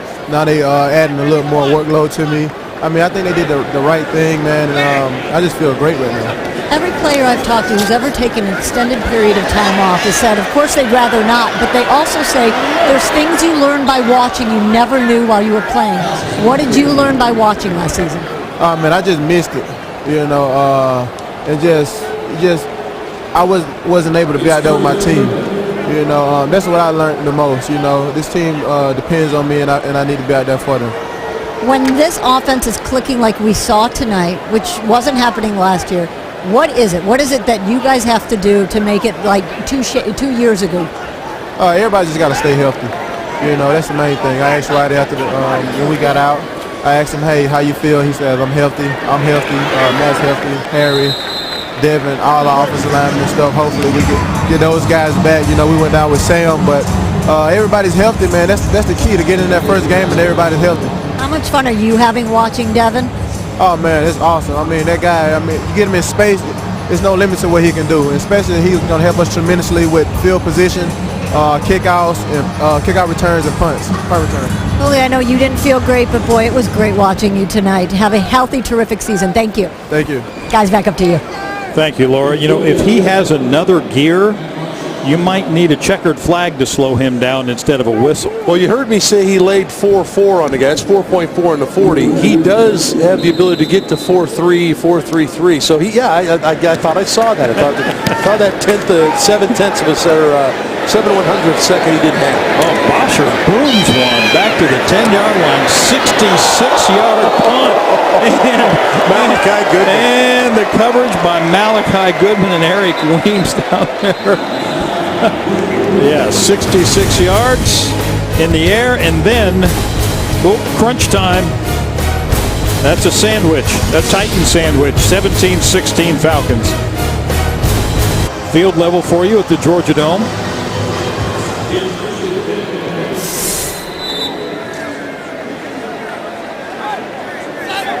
Still Zach Mettenberger at quarterback for the Tennessee Titans. As we're under 12.5 minutes in the fourth quarter here, and Sankey trying to test the right side of that Falcons defense. And we mentioned Mettenberger's local connections. A quarterback we're not going to see tonight, at least we don't think so, and we probably won't since we haven't, is the old Chattahoochee High School quarterback Charlie Whitehurst out of Clemson. He got hurt last week against the Saints, so we figured to see Locker and Mettenberger as the quarterback combination for Tennessee tonight, and that's indeed been the case. There's Charlie Whitehurst, usually easy to spot with or without the helmet, with the hair. He's been doing that. He's been doing that for quite a while now. Back here at the action now with Mark Mariani, the reception of 11 yards. Yeah, good story there. And Mark Mariani, number 83 for the Titans, real quickly. He's a back-to-back seasons with knee injuries as Mariani leaves the field, heads to the sideline. But a guy that really charged up the Tennessee crowd with some punt returns, but has missed the last 2 seasons with knee injuries and really trying to fight back. Hope he gets back because he really is a fan favorite in Nashville. It's a first down play, and Sankey took a hit in the backfield and still on his feet up to the 40-yard line. Kamal Ishmael finally gets him down. Well, Sankey's not the biggest guy in the world now, 5'10", about 205 pounds, but runs with great balance. And you better wrap him up now or he'll snake out of there, and then he'll turn something small into a big play.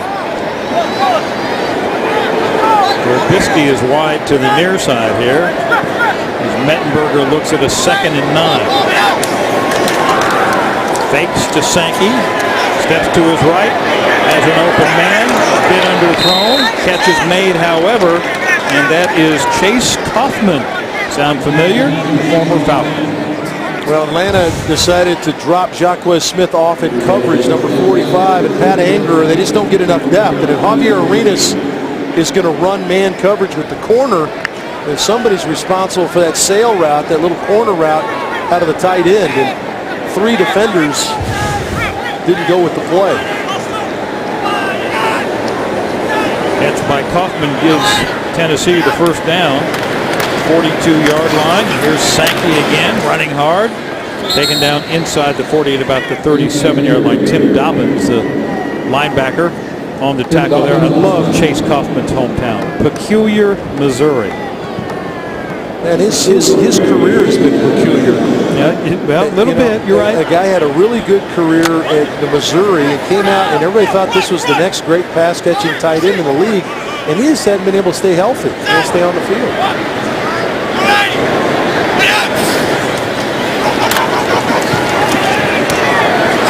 Incomplete over the middle, intended for Mariani. Pat Anger does a good job there of collision as the ball comes in.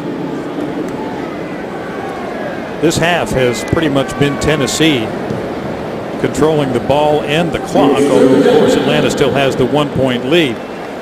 Well, in Tennessee's done a nice job in conversion situations, and they're facing one again here, but frankly Atlanta hasn't done a very good job on 3rd down. If you want plays and you want to be on the field, you got to convert on 3rd down. 3rd and 6 here from the Atlanta 38.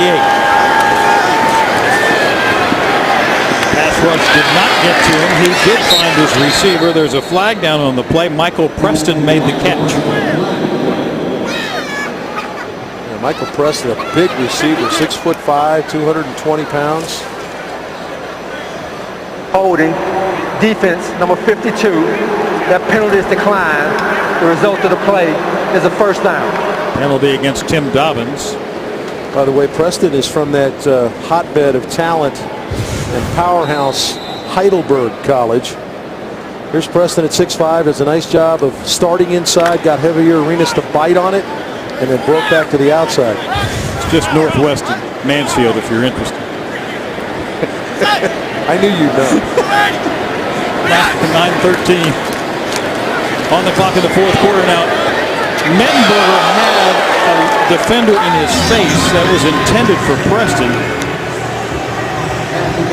A good play coming over the top by the Falcons to knock the ball out. It looked like Kamal Ishmael may have Illegal gotten in. hand to the face. Offense, number 66. 10-yard penalty. Replay, first down. So another flag, much to our surprise. But good play by, this is a really good throw with a defender in his face by, see if Falcons get a little bit of a push here and he can't really step into the throw, so I got to use that arm strength to let it go. And he put the ball in an area where only the 6'5" Preston could pull it down, but Ishmael knocked it out. First and 20. Sankey on the ground again. Anger in on the stop, bottom of the pile. Now looking for Rashid Hegman. He made a big play on a sack, and it was negated by a penalty by Anger, but looking for some of those guys to flash now. Rashid Hegman lined up that D tackle spot.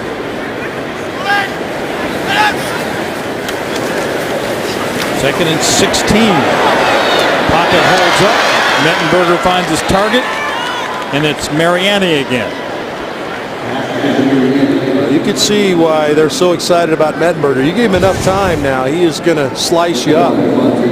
Here's the pass rush, just a four-man rush.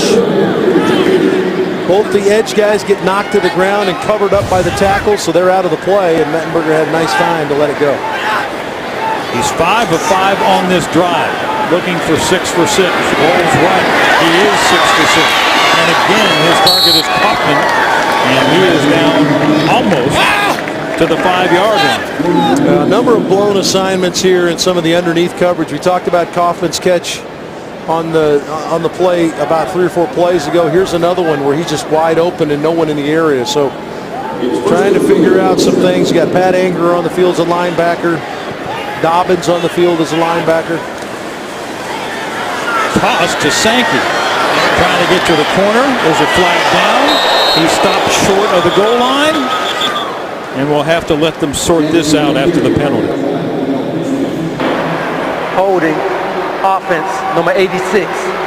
10-yard penalty, replay, first down. That's Kaufman on the hold. Kamal Ishmael was over there on the tackle. Yeah, vicious tackle by Kamal Ishmael at the end of that. The kid from Central Florida will get after you now. Yeah, number 36, Ishmael's right here. He's going to run with the play. He is a box guy that is physical, plays off the block of the tackle, and then watch the end of this. Tried to rip Sankey's head off. Legally.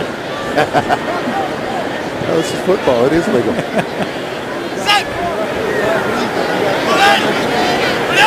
We're back at the 17 now. And Mettenberger going for it all. It's knocked away. There's a flag down on the play. Jordan Maben, the play at the back of the end zone. Yeah, good play by Maben to undercut the throw and bat it away. Holding, defense, number 44. Anger. 5-yard penalty, automatic, first down. Okay, the penalty's on Anger, and I think we're all getting Anger and Anger with all the flags. Here's Anger right here. He's the guy that gets flagged for the penalty. Let's see who he picks up in coverage. Going to jump the back. He didn't touch anybody. So another solid identification by this staff.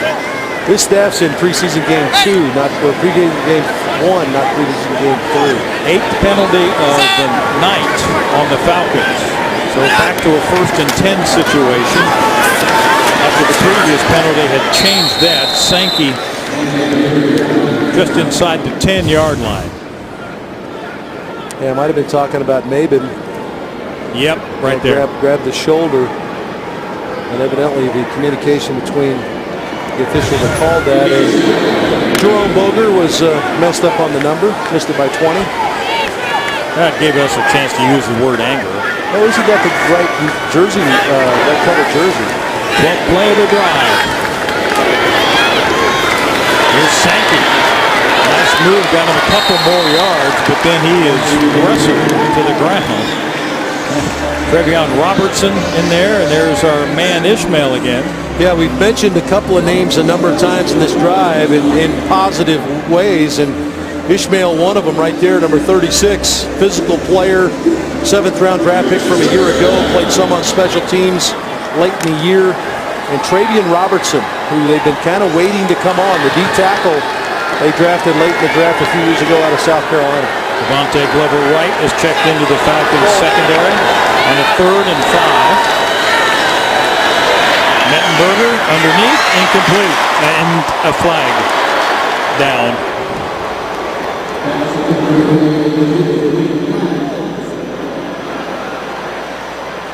Who's the guilty party? Holding. Defense, number 52. Half the distance to the goal. Automatic. First down. Tim Dobbins. Mike Smith watching. There's Tim Dobbins, number 52, right in the middle of your screen. He's going to take Sankey out of the backfield, and he hooks him. There's no question about it. He hooked him coming out. I'd call that more of a pass interference than a hold. But that creates a 1st and goal at the 3-yard line for Tennessee, trying to take the lead after the Falcons have held it the entire night. And here's Sankey burrowing into the end zone for the touchdown. A 3-yard touchdown run for the rookie. And Zach Mettenberger has been very productive with this offensive unit here in the second half for Tennessee. And now his team is ahead. Well, Sankey, nothing special in the drive other than the fact that Mettenberger made some good, strong throws with the arm for Tennessee, but just plagued by penalties. You're not going to be able to get off the field if you continue to commit penalties. Well, and they're going to go for 2 here. They're up by 5.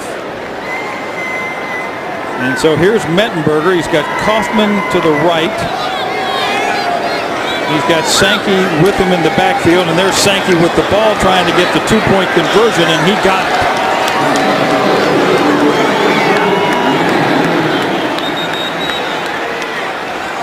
With a flag. Right at the goal line. Well, it's a post-play flag between, looked like Jacquez Smith was tangled up with somebody. Looked like maybe Taylor Lewan.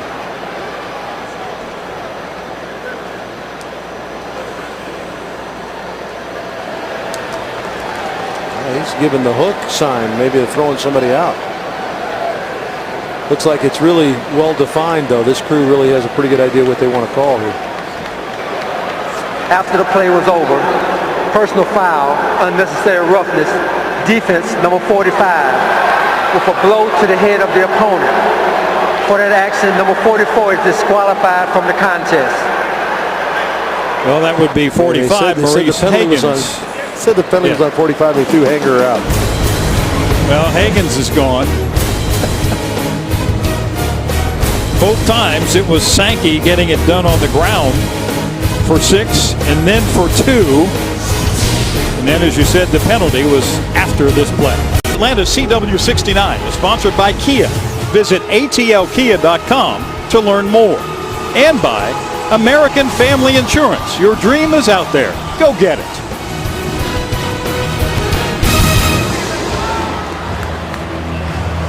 Here's a look at the conversion, and then we'll see what happens after. Yeah, the stuff's going on right up here.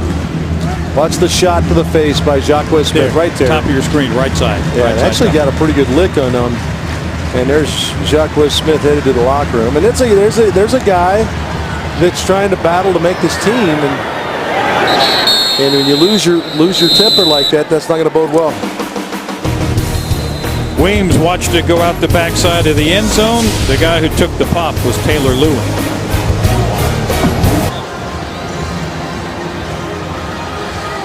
Now the firm of Hester, Jones, White, and Douglas discussing the finer points of the game on the sideline.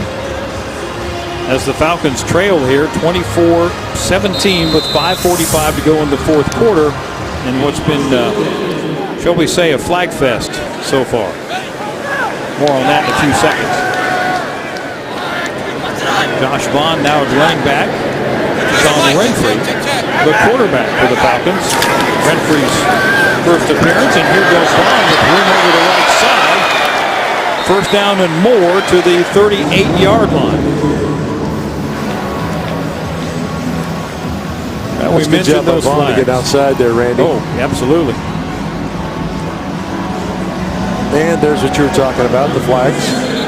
We're officially above average. Well, thank you. We're way above average in terms of penalties. Yeah, this is another nightmare scenario when it comes to the penalties. We have an official's timeout for an injured player. It looked like Campbell got up and was a little dinged after the play and was struggling to find his way back to where he was supposed to be. So I think good to stop the play there.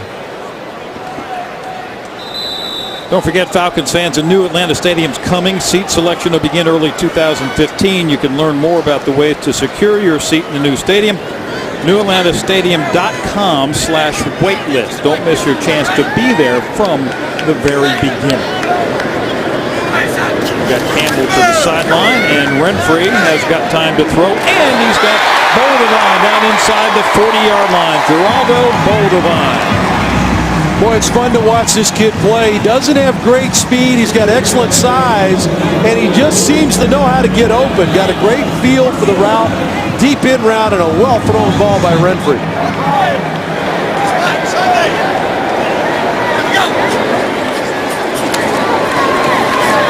Renfrey dumped it off to Josh Vaughn, who struggles down inside the 35-yard line. Nice shoe-top catch by Vaughn. That's going to look pretty good on the video for the coaches right there as well. And you see some of the things you see Renfrey do are a slight glimpse of what Ryan does. I think like that little dump right there, that's something you would have seen Ryan do. Find the dump in that situation. Devontae Freeman is into the lineup, and it's Freeman taking the ball over the middle at the 30-yard line and being wrestled down to the ground. A little pushing and shoving here late, and as you said, Randy, there's a number of these guys are battling to try to make sure they're part of certainly the group that moves forward. Remember, a cut coming down after this game. You're going to cut from 90 players or whatever it is down to, I think, 75, and then, of course, the big cut after the last preseason game to get down to 53. But these are guys trying to make an impression right now. I think Sean Renfrey has made a huge impression as a backup quarterback. Maurice Folke made the stop on the last play for Tennessee. Tackling Freeman. Oh, this is wide open as well, and it's Freeman again. He's down inside the 15, and Renfrey has this Falcons offense on the move. Foku the stop again. Hey, Renfrey was, as I said, effective last week against Houston, 7 out of 10, including the touchdown to Hester. Again, it's a similar situation you would see Ryan come with, where the ball comes out quickly. He recognizes pressure, and he gets the ball out quickly. And I just think that he has kick-started the offense. He's come in and made good decisions with the ball. 4 for 4 for 52 yards, and that has the Falcons in the Ford drive zone with 2:45 and the clock moving here in the fourth quarter. Atlanta trailing 7 against the Tennessee Titans. Renfrey over the middle, open, Boldevine again, breaking a tackle, almost breaking 2. Ball came loose toward the end of the play, but I think they're going to mark it at the 5. Good read here by Renfrey, lets it sort it out. Boldevine comes to the inside, and now he's going to battle for extra yardage. And it looked like the hip was on the ground. Now, once he began to roll and ended up on top of a Titan, you could debate that, but it certainly looked like his hip was on the ground before the ball came out. Does Ken Wisenhunt want to debate it any further? We're getting very close to. In fact, we are at the 2-minute warning here in the fourth quarter, with that man, Sean Renfrey, having the Falcons on the move, trailing 24-17.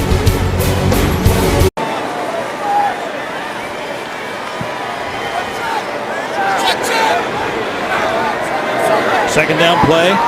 Renfrey under center. Hands it off to Freeman. Barely inside the 5-yard line. They can get the first down without getting to the end zone. So this is a third down play, minute 47, clock moving. Mike Smith trying to see if Renfrey can punch it in here. We are speculating here that if they score, they would go for 2.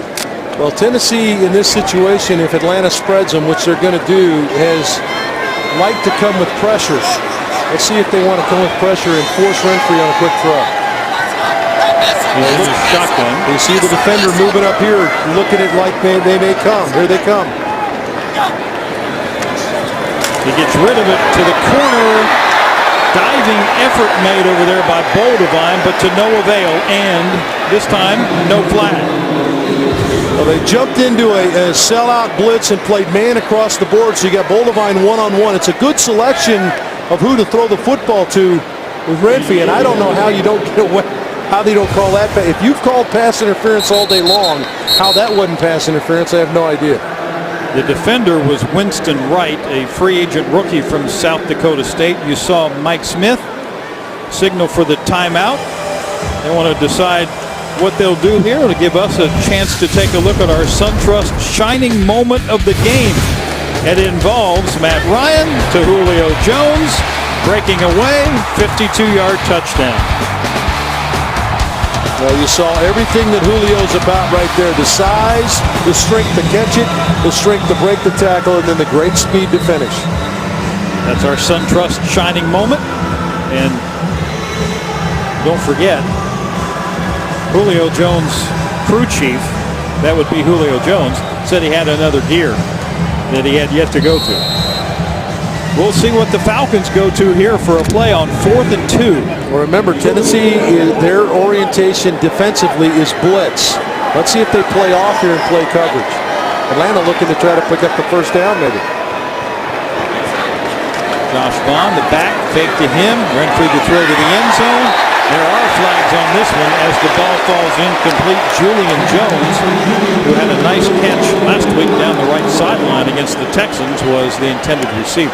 Jerome Boger just threw another late flag in the Falcon backfield. I'm not sure it's the response of the Titan player kicking the flag. There are two fouls on the play, both against the offense. Pass interference, offense number 16. That penalty is declined. Holding, offense number 74. That penalty is declined. Tennessee takes over, first down. Well, that was the Jones gang. Taron Jones and Julian Jones on the penalties. Well, I don't even know. I don't even know what to say about it. It's just comical at this point. And Boger's flag came after the play was completely over with, and he was walking up to find out what the other guy called. He just pitched his flag out on the ground. So it's hard to describe the feelings of this thing. Mettenberger with 1:08 to go.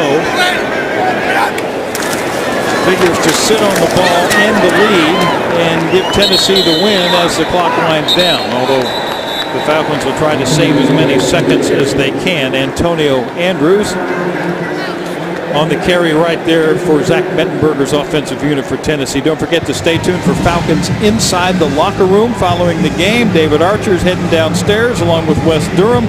They'll talk to key players, break down the game, and try to get a feel for how everybody in that locker room feels about this preseason game 3, which to a man they said was very important. I think if you look at it from the first half, Randy, you have to be pleased. We were talking about confidence. That was one of the things we were talking about. We were also talking about, put some polish on some things. I thought they did some of that in the passing game and some of the protections. So I think there's got to be a degree of pleased, if you will, on where they're at. When you look at maybe some of the things, and Matt Ryan talked to Laura, and Laura talked to him about where are you in the comfort level of. He says, well, we like some things we did tonight. He says there's still a number of things we have to address, and I think that's a great attitude that continues to keep that work ethic moving in the right direction for week 1. But I think certainly their ability to run the football. I thought they did some good things. I mentioned in the first half some of their ugly runs. Some of the ugly runs the Falcons have had in the last couple seasons have been 1 or 2 yard runs. Tonight they were 4 yard runs. They were 5 yard runs. I thought that was a little bit, but they need to be better at that. And they need to sort some things out in the secondary. They've blown some coverages over the last couple of games. They've got to get that figured out because that's going to kill you big time against Drew Brees. 56 seconds on the clock. Falcons have no timeouts left, and now they have to be concerned with trying to run this play down from behind. Antonio Andrews out of bounds finally, but he broke a big one on a short yardage play on 3rd and 1. And the Tennessee Titans are going to walk out of here with a win against the Falcons, a 46-yard play. Well, excellent block in the second level. Got him free there, and whenever you're bunched up, all you have to do is get one little crease. There's so many players around the line of scrimmage. You got to come up and make the play. And they did not. Terrell Johnson missed the tackle as the safety. And so now it's time, victory formation for Tennessee. You saw Ken Wisenhunt and the former Falcons coach, assistant coach Mike Malarkey, on the sidelines over there. Both staffs, Mike Smith and Ken Wisenhunt, and their staffs have very important dates coming up. They got the roster cuts coming this week, wrap up the preseason later in the week for the Falcons. In their case, it's going to be in Jacksonville on Thursday, and they get down to 53 players on August 30th. And August 31st is busy as well because people become available to be claimed on waivers, and there can be sometimes a key piece, important piece picked up. Mike Smith and Ken Wisenhunt, the handshake, they're near midfield. Coach Smith, of course, now falls to this season anyway, 1-2 on the preseason. Ronnie White, a little bit of family time before he goes to the locker room. That's where David Archer and Wes Durham are headed, as I mentioned. Matt Ryan, a very productive first half situation. Threw a touchdown pass to Devin Hester. Also hit Julio Jones. You saw that for SunTrust shining moment of the game. Put the Falcons ahead at the time, but Tennessee comes back to win it by a score of 24-17. For David Archer and Laura Oakman, I'm Randy Waters. Don't forget to join us Thursday for our last Falcons telecast of the preseason versus the Jacksonville Jaguars at 6 p.m. right here on CW69. Once again, final score 24-17 Tennessee. Good night, everybody.